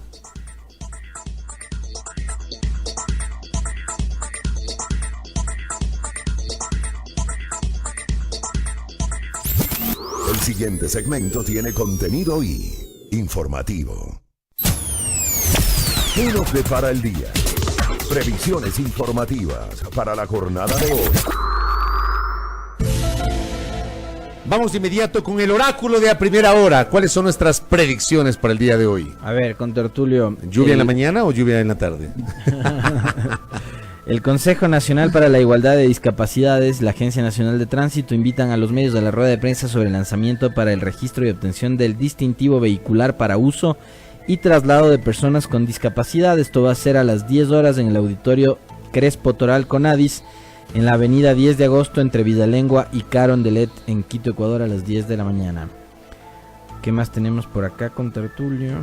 Eso, a ver, tú tenías tengo una algunas cositas vinculada con lo de ayer, ¿no? Claro que sí, casi en sintonía de lo que dijimos en la parte del comentario. Miren ustedes, creo que no estamos locos. La directora de la Unidad de Análisis Financiero y Económico UAFE, Diana Salazar, y el subsecretario general de Acción Política, Iván Granda, acudirán este martes 15 de enero a las 9 horas a la Fiscalía General del Estado en la Patria 12 de octubre a presentar la denuncia formal sobre la ruta de los 13.5 millones de dólares desviados a paraísos fiscales en el gobierno anterior y que serán devueltos al Ecuador. Esta es una convocatoria que hace la Presidencia de la República y en el mismo contexto, entiendo que es la misma actividad. A las 9 horas la Fiscalía convoca a los medios a la rueda de prensa donde informará las acciones que lleva a cabo en la lucha contra la corrupción. Es la misma actividad, 9 de la mañana en la Fiscalía General del Estado. Por acá tenemos la agenda legislativa. A las 8 de la mañana hay comisión ocasional para atender casos de personas desaparecidas. A las 10 horas está convocado el pleno número 565 de la Asamblea Nacional para continuar con el debate de las reformas al Código Orgánico Integral Penal y también para tratar sobre la resolución de comparecencia del ministro de Economía y Finanzas, economista Richard Martínez, para que informe a la Asamblea sobre las medidas económicas. A las 13 horas, sesión de la Comisión de Participación Ciudadana para tratar sobre la ley, las reformas el veto a la Ley Orgánica de Defensoría del Pueblo. Y a las 14 horas con 30 minutos, la Asamblea Nacional ha sido nuevamente convocada para la sesión 568 para conocer y resolver sobre lo dispuesto en la resolución CAL, que da paso a la conformación de esta comisión que investigará el caso de Ana Galarza con Tertulio, y también conocer el informe para primer debate del proyecto de ley orgánica anticorrupción y protección del denunciante. Entiendo que también van, como tercer punto, a analizar un proyecto de resolución respecto a las pensiones vitalicias que está ahí en la agenda. Sí, que es propuesta de María Mercedes Cuesta. No, ese es el proyecto de reforma. Esta es la de Marcelo Simbaña, este proyecto de resolución. Mira tú, a las 9:45 hay una rueda de prensa de la asambleísta María Mercedes Cuesta, coordinadora del Grupo Parlamentario para la Prevención y Tratamiento Integral del Fenómeno de Drogas en el Ecuador, sobre los hechos ocurridos en el centro de rehabilitación el viernes anterior en Guayaquil. En el supuesto centro de rehabilitación. La Defensoría del Pueblo invita a la reinstalación de la audiencia de acción de protección para la lectura de la sentencia del caso Mirador Tundaime a partir de las 9 horas en el Complejo Judicial Norte, piso 8. Y la misma Defensoría convoca para las 13 horas a la audiencia de verificación del cumplimiento de la sentencia de la Corte Provincial de Justicia de Pichincha sobre las cocinas de inducción en la Unidad Judicial de la Familia, Mujer, Niñez y Adolescencia, Sala 6, quinto piso, en la Juan Leomera y Vintimilla. Queremos también dar cuenta que la sesión del Consejo de Participación Ciudadana y Control Social está prevista para mañana para decidir qué mismo va a pasar con la Contraloría General del Estado. ¿Algo más? Muy bien, nada más con Tertulio. Muy bien, vamos a la pausa en la primera hora.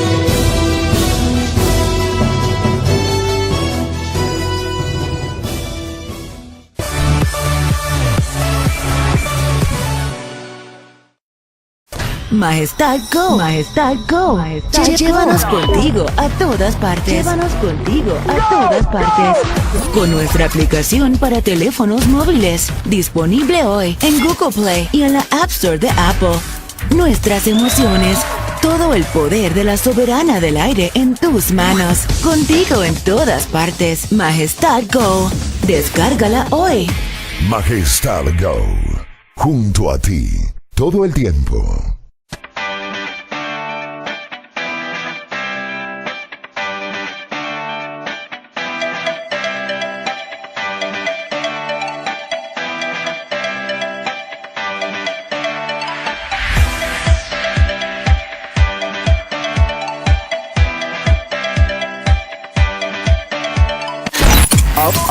Ahora escucha Majestad FM.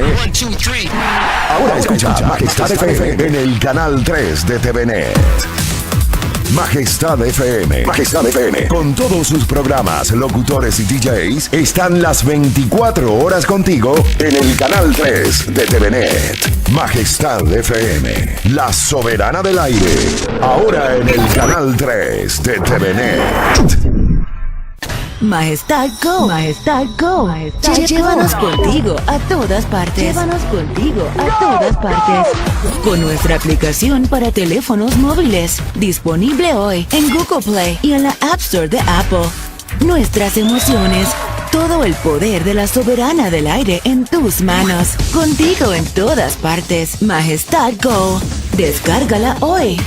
Majestad Go. Junto a ti. Todo el tiempo.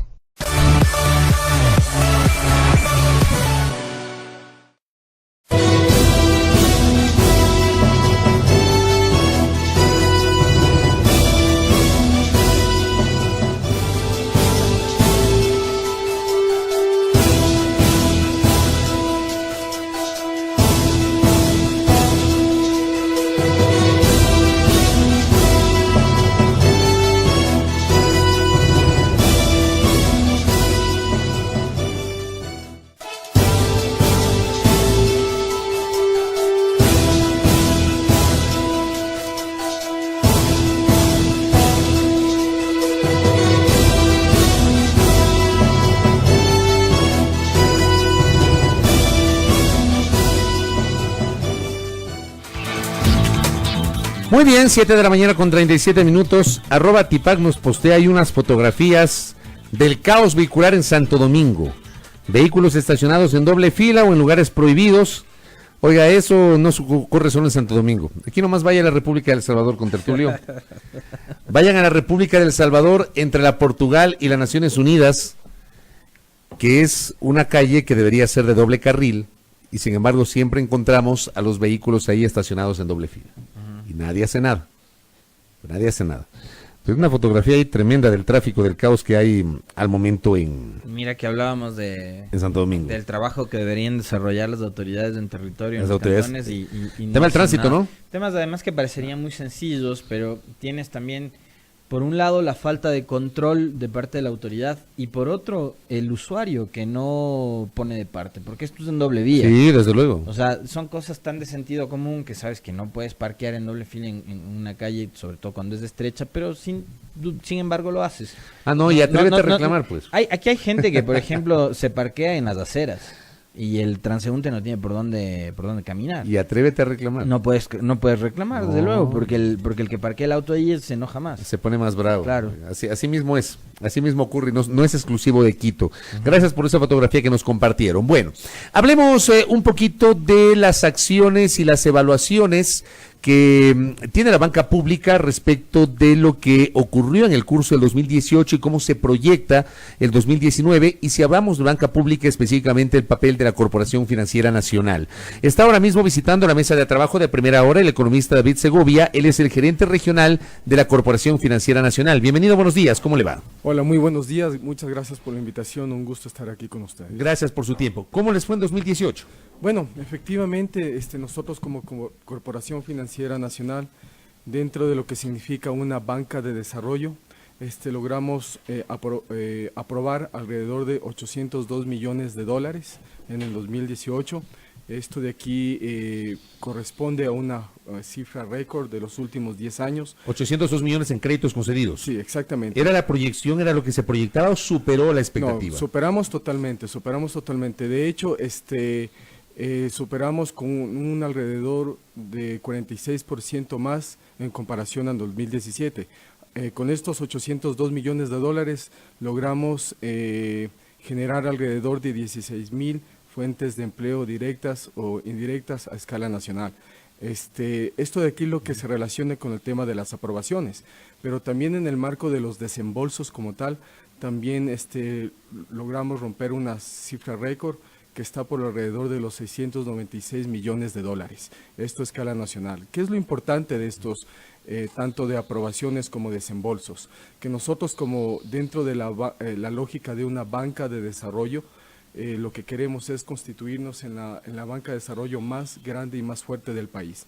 Y para esto de aquí lo estamos trabajando no solamente en preocuparnos en romper cifras, sino también en ser una banca que trabaje en el marco de la transparencia, de la eficiencia y sobre todo del acompañamiento permanente al cliente y al ciudadano. ¿Qué tipo de proyectos son los que han logrado concretar la entrega y aprobación de los créditos? Bueno, sí, básicamente nuestras aprobaciones y desembolsos tienen un tema transversal a todos los sectores de la economía, en la construcción, en la energía. ¿Montos desde cuánto hasta qué monto? Ya nosotros aprobamos créditos que van desde los 50,000 dólares hasta los 25 millones de dólares por sujeto de crédito y hasta 50 millones de dólares a lo que se refiere un grupo económico, ¿sí?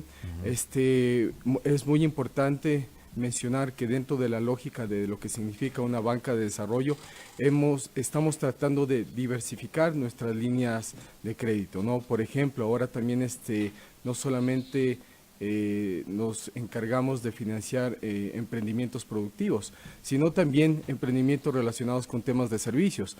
Por ejemplo, si es que una persona quiere ponerse un restaurante, quiere ponerse un gimnasio, estamos ahora también estamos ya financiando este tipo de productos, ¿no? Que no se financiaban antes por parte de la corporación financiera. Claro, antes digamos solamente nos dedicábamos netamente a temas productivos, sino ahora también canalizamos recursos para temas de servicios. Bueno, pero digamos que eso también puede estar asociado, este tema de servicios también puede estar asociado a actividades productivas, digo. Claro, sí, totalmente, ¿no? Totalmente. Pero, por ejemplo, si es que usted, por ejemplo, iba y quería ponerse un gimnasio, no se financiaba, un restaurante no. Pero ahora sí lo hacemos, damos un asesoramiento permanente. ¿Ya no son banca de segundo piso como era catalogada Corporación Financiera Nacional? No, bueno, estamos, digamos, trabajando en ese tema. Digamos, ahorita nuestra prioridad es ser banca de primer piso, pero lo estamos analizando, no lo estamos descartando, pero ahorita estamos bajo la lógica de banca de primer piso, ¿no? Y en ese marco,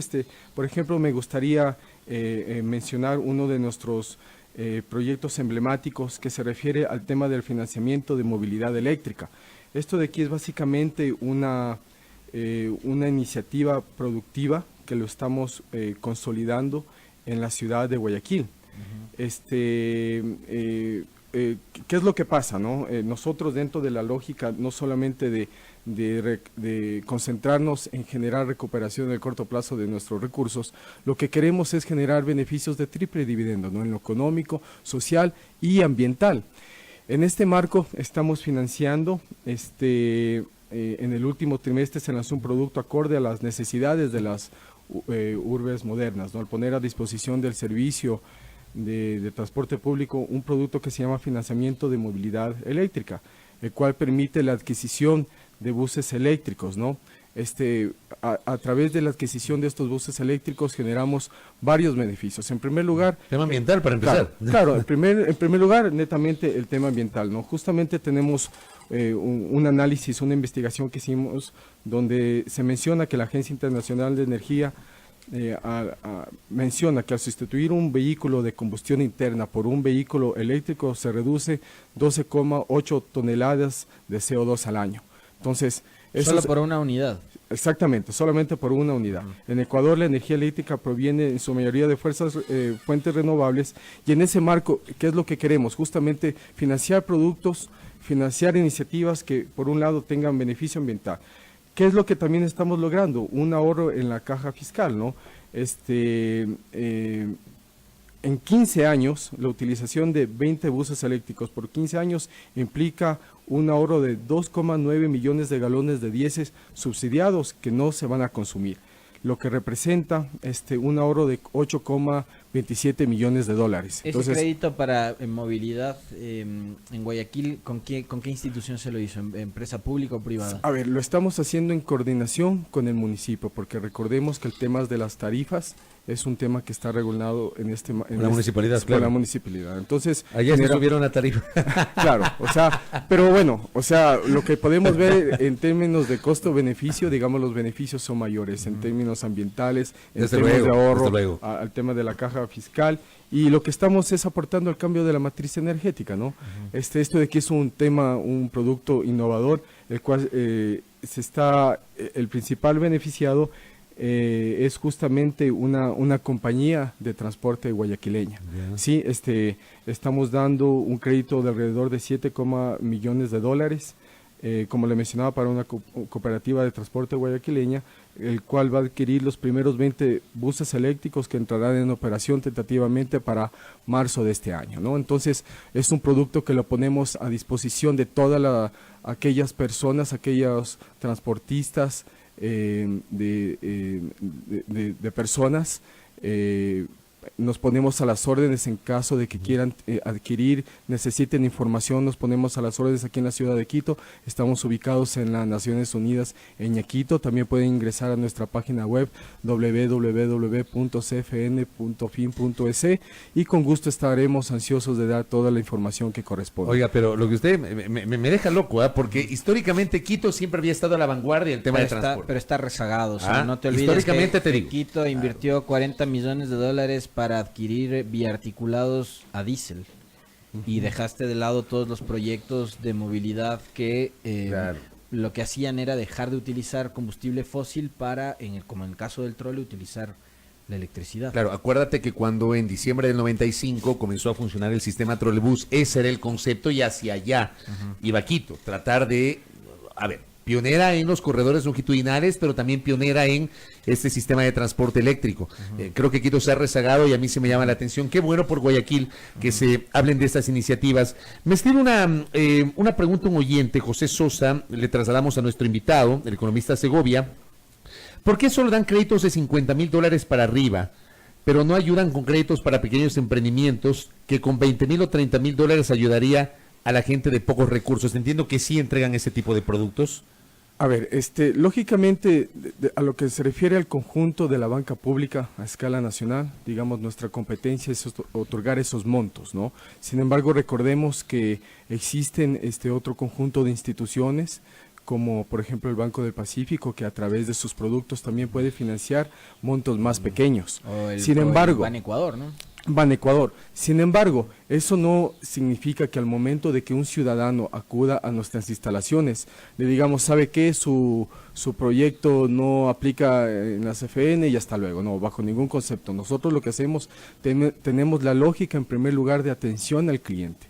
¿Sí? Nosotros, el hecho de que seamos una banca pública, con mayor razón significa que nos debemos a un cliente, que nos debemos a la ciudadanía, y al momento de que acudan a nuestras instalaciones, a lo mejor una persona preguntando por un monto que no nos compete, nosotros lo que hacemos es direccionarlo a otras instituciones públicas, generamos contactos con aquellas personas que pueden dar el asesoramiento pertinente en función del monto que está solicitando el cliente. Nosotros, lo que yo quiero hacer mención es que dentro de esta lógica de banca de desarrollo que queremos consolidarnos a escala nacional, para nosotros es muy importante la atención al cliente. Sí, una atención al cliente que tiene que estar en el marco, en primer lugar, de la transparencia. Es muy importante mencionar a toda la ciudadanía que todos los trámites que hacen en la CFN, desde que ingresan a la planta baja hasta el 11º piso, no valen absolutamente ni un centavo, porque tenemos que mencionarlo siempre. Para nosotros es muy importante en el marco de lo que significa este gobierno de todos, combatir a la corrupción. Ustedes habla solo de trámites, pero digamos, ¿hacen algún tipo de acompañamiento o de asesoría para quienes llegan con alguna propuesta de inversión? Sí, esa es muy buena pregunta. Nosotros justamente en el año 2018, dentro de lo que significa servicios no financieros, atendimos alrededor de 21,000 personas.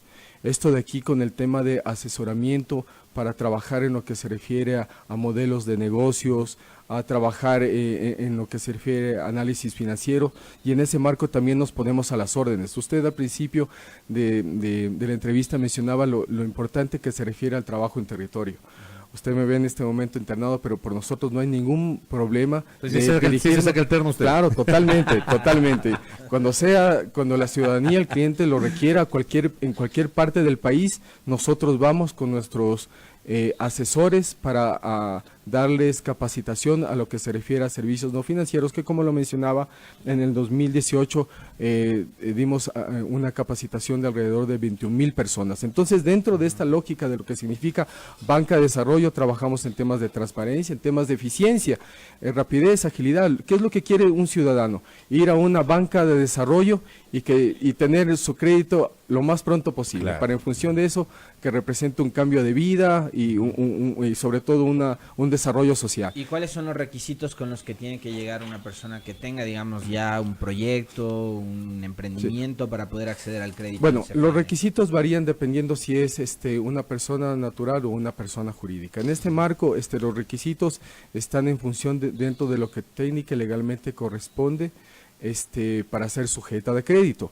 Los requisitos son diversos. Como les decía, pueden ingresar a nuestra página web o pueden ir de manera personal. Lo importante es que el cliente, el ciudadano que me está escuchando en este momento, no vea a la CFN como una banca de desarrollo lejana, en el cual a lo mejor en su momento, hace algunos años, acudían y no recibían una atención prioritaria en lo que se refiere a atención al cliente. En estos momentos nosotros, en primer lugar, trabajamos en temas de transparencia, y eso era lo que les iba a comentar en temas de eficiencia y rapidez.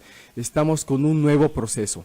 Usted, por ejemplo, en el momento que vaya a la CFN con toda la documentación completa, ingresa, usted recibe en un plazo máximo de 15 días una respuesta formal si fue aprobada o en otro caso negado su solicitud de crédito. ¿Y los niveles de morosidad cómo están?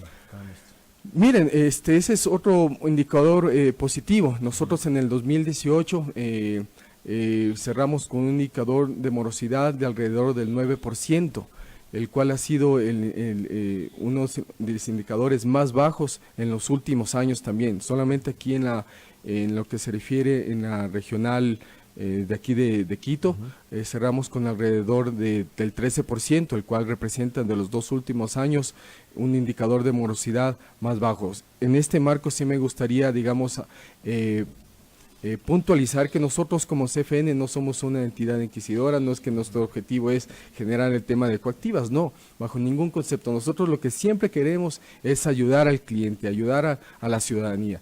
Cuando vemos que a lo mejor alguna operación va a generar algún tipo de incumplimiento con la CFN, nosotros lo contactamos, le damos alternativas de refinanciamiento, de reestructuración con ese objetivo de ayudar y ser lo que nosotros queremos proyectarnos, una banca de desarrollo. Correcto. Un par de preguntas puntuales que nos envían los oyentes en la parte final de este diálogo con nuestro invitado. Luis Fernando Córdoba nos dice, una pregunta, ¿para empresas de transporte turístico es viable un crédito con la Corporación Financiera Nacional? Claro, totalmente, dentro de nuestras prioridades, incluso con romper esa lógica primario extractivista, generar créditos para fomentar el turismo, estamos totalmente abiertos. Le invito al ciudadano que se acerque a nuestras instalaciones, incluso cuando esté abajo, por mí no hay ningún problema de acercarme personalmente en el momento que esté en planta baja y darle el asesoramiento pertinente. Correcto. Daniel Valareso nos dice si todavía, o nos pregunta si todavía tienen beneficios especiales para la provincia de Manabí. Claro, claro que sí. Tenemos un producto que se llama Apoyo Total. ¿Y cuál es lo bonito de este producto? Este producto se lo aplica en las provincias de Manabí, Esmeraldas, Sucumbíos y Carchi, ¿no? Las dos primeras relacionadas con el tema que fueron afectadas por el tema de terremoto y las otras exactamente por temas de frontera. ¿Y qué es lo bonito de este producto? Que se da entre 2 o 3 años de gracia total, es decir, en 2 o 3 años el cliente no paga ni intereses ni capital, absolutamente ni un centavo. y bueno, y aparte de otros beneficios, ¿no? que se le otorgan, ¿no? Entonces sí, efectivamente tenemos una sucursal en Esmeralda, sucursal en Manta, donde nuestros clientes pueden acercarse para recibir el asesoramiento. Pero se mantienen estos beneficios preferentes porque son las zonas donde ocurrió el terremoto de 2017. ¿Se mantiene eso? Sí, se mantienen totalmente. Correcto. ¿Cuántos años de gracia? De 2 a 3 años. De gracia total, que no pagan ni un centavo de interés ni de capital. Correcto. En el mismo contexto, tanto Héctor Velasco cuanto Fabián Tapia formulan una pregunta. El gobierno ha comunicado que ha financiado iniciativas por 6,000 millones de dólares, siendo la CFN una de las pocas instituciones para este fin. Nos pide que aclaremos cuáles son las cifras de la Corporación Financiera Nacional. No sé si podría repetirnos las cifras de cuánto ha colocado la CFN. Claro, cómo no. En el 2018, la CFN aprobó 802 millones de dólares, lo cual representa un 46% más en comparación al 2017. Y en relación a los desembolsos, desembolsamos 696 millones de dólares, generando fuentes de empleo por alrededor de 16,000 fuentes de empleo directas e indirectas. No somos la panacea, no somos la cura, pero estamos trabajando para consolidarnos como una banca de desarrollo a escala nacional. Claro que sí. Bueno, era importante conocer un poquito detalles de cómo ha trabajado la Corporación Financiera Nacional y claro, este diálogo periodístico ha generado interés de muchos de los oyentes. Por cierto, y con esto cierro, Winnie Flores nos dice, gracias por este dato, me parece muy interesante. Dice Winnie, he visto buses eléctricos de transporte de pasajeros en Quito, pertenecen a la cooperativa Águila Dorada. Me parece que esta cooperativa es la pionera en la capital y son articulados que prestan servicio en el corredor central norte. Mira tú, interesante eso de los buses eléctricos que a propósito nos está comentando nuestro oyente. Economista, gracias por el tiempo. Muchas gracias a ustedes, siempre a las órdenes. Hemos dialogado en esta mañana con el señor gerente regional de la Corporación Financiera Nacional, el economista David Segovia, hablando sobre las cifras de la CFN el año anterior y cómo se proyecta para este año. Gracias a nuestro invitado. 7 de la mañana, 55 minutos. Fabricio Vela está en A Primera Hora. Hemos caminado y juntos miramos su recorrido y encontramos esperanza, nuevos emprendedores que son fuente de inspiración para otros, en familias que ahora se reúnen bajo un techo propio y en los que creen en la generosidad de la tierra y la comparten. Lo hacemos por amor a Pichincha, por amor a nuestra capital, a sus cantones, a sus parroquias. Prefectura de Pichincha, dejamos huellas. La recolección de basura es tarea de todos. Respetemos los horarios, no saques la basura fuera del horario habitual dispuesto por las autoridades. Un mensaje de Maceo. A Primera Hora, el informativo de Majestad FM. En la parte final de nuestro espacio, Peter Sech se retira del fútbol, querido contertulio. Increíble trayectoria, carrera del golero que pasó por los equipos más emblemáticos de Inglaterra, ¿no?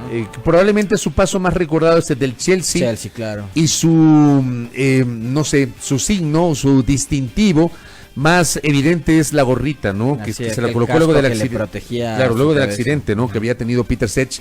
Más recientemente en el Arsenal de Inglaterra, ¿no? El arquero que ha anunciado que al final de esta temporada se retira de la práctica del balón. ¿En el Arsenal sigue tapando Ospina? Entiendo que sí. Entiendo, pero suplente de Sech. El Arsenal que no da pie con bola. Y Ospina es un arquerazo, ¿eh? Bueno, arquero de selección de Colombia, ¿no? Yo creo que el Arsenal esta temporada lo va a aguantar todavía a Emery. Porque no es que juega tan mal, tú sabes que siempre el cambio de técnico influye. De todas maneras, esta es una noticia internacional ahora mismo en el tema del fútbol que la compartimos con los fanáticos del rey de los deportes. Oye, ¿cuándo empieza ya el campeonato? ¿Febrero? Febrero, sí, en febrero. Barcelona ha fichado al arquero del Guayaquil City, a Damián Frascarelli, y entiendo que está en camino de obtener su carta de naturalización, por lo cual no jugaría como extranjero, sino como ecuatoriano. Que ¿va a ser el suplente de Banguera o Banguera va a dejar Barcelona? No, Banguera no va a dejar Barcelona. Yeah. Ayer, sin embargo, Barcelona asistió a la noticia de que Banguera no podrá tapar los primeros partidos de la Copa Libertadores de América con el equipo canario porque acarrea una suspensión. Emelec decidió no seguir para esta temporada con Osvaldo Lastra. Osvaldo Lastra dejará el equipo azul y ayer ya se hablaba de la posibilidad de que el denominado alcalde, centrocampista del equipo del Emelec, pueda fichar por el Barcelona. Guillermo Almada ha señalado que sí tiene interés en reforzar la media cancha y no ha descartado la posibilidad de Osvaldo Lastra. Liga de Quito jugará 8 amistosos en su preparación, es una nota que publica el portal Bendito Fútbol a propósito del monarca del fútbol ecuatoriano que se prepara para el doble reto: retener la corona 2018 y, claro, empezar con pie derecho su andadura en la Copa Libertadores de América. De ahí en Liga no se ha escuchado más movimientos. Más nombres no. En el caso del Emelec cerró ya los fichajes nacionales y está a la espera de confirmar un posible fichaje internacional. El Emelec está entrenando en Argentina la pretemporada de cara a la Copa Libertadores y el Campeonato Nacional de Fútbol. Así que ahí estamos. Nos vamos con Tertulio. Muy bien, con Tertulio, nos despedimos. Nos volvemos a encontrar mañana a 6 en punto. Muy bien. Oye, ¿qué le parece esta noticia que usted acaba de compartir? ¿Cuál? ¿Qué les parece? ¿Quieren quedarse locos en la parte final? Comparte para que se rían los oyentes. El periodista de Teleamazonas, Luis Antonio Ruiz, informó que el candidato a concejal de Guayaquil, Manuel Barzola, de Alianza País, fue detenido por la Policía Nacional por morder a un agente de tránsito. ¿Qué le parece? ¿Qué le parece, con Tertulio? Conversábamos hace un momento de que los usuarios o los conductores queremos hacer doble fila, parquearnos en aceras, hacer lo que nos da la gana, y si viene la autoridad le muerde. Qué cosas. Terrible. Nos vamos, buena jornada de martes con nosotros y los contertulios en la primera hora. Dios mediante, será hasta mañana. Ya vienen locos por la radio, con la buena música, la buena vibra, hasta el mediodía aquí en La Soberana del Aire. Buenos días. Un abrazo, hasta mañana.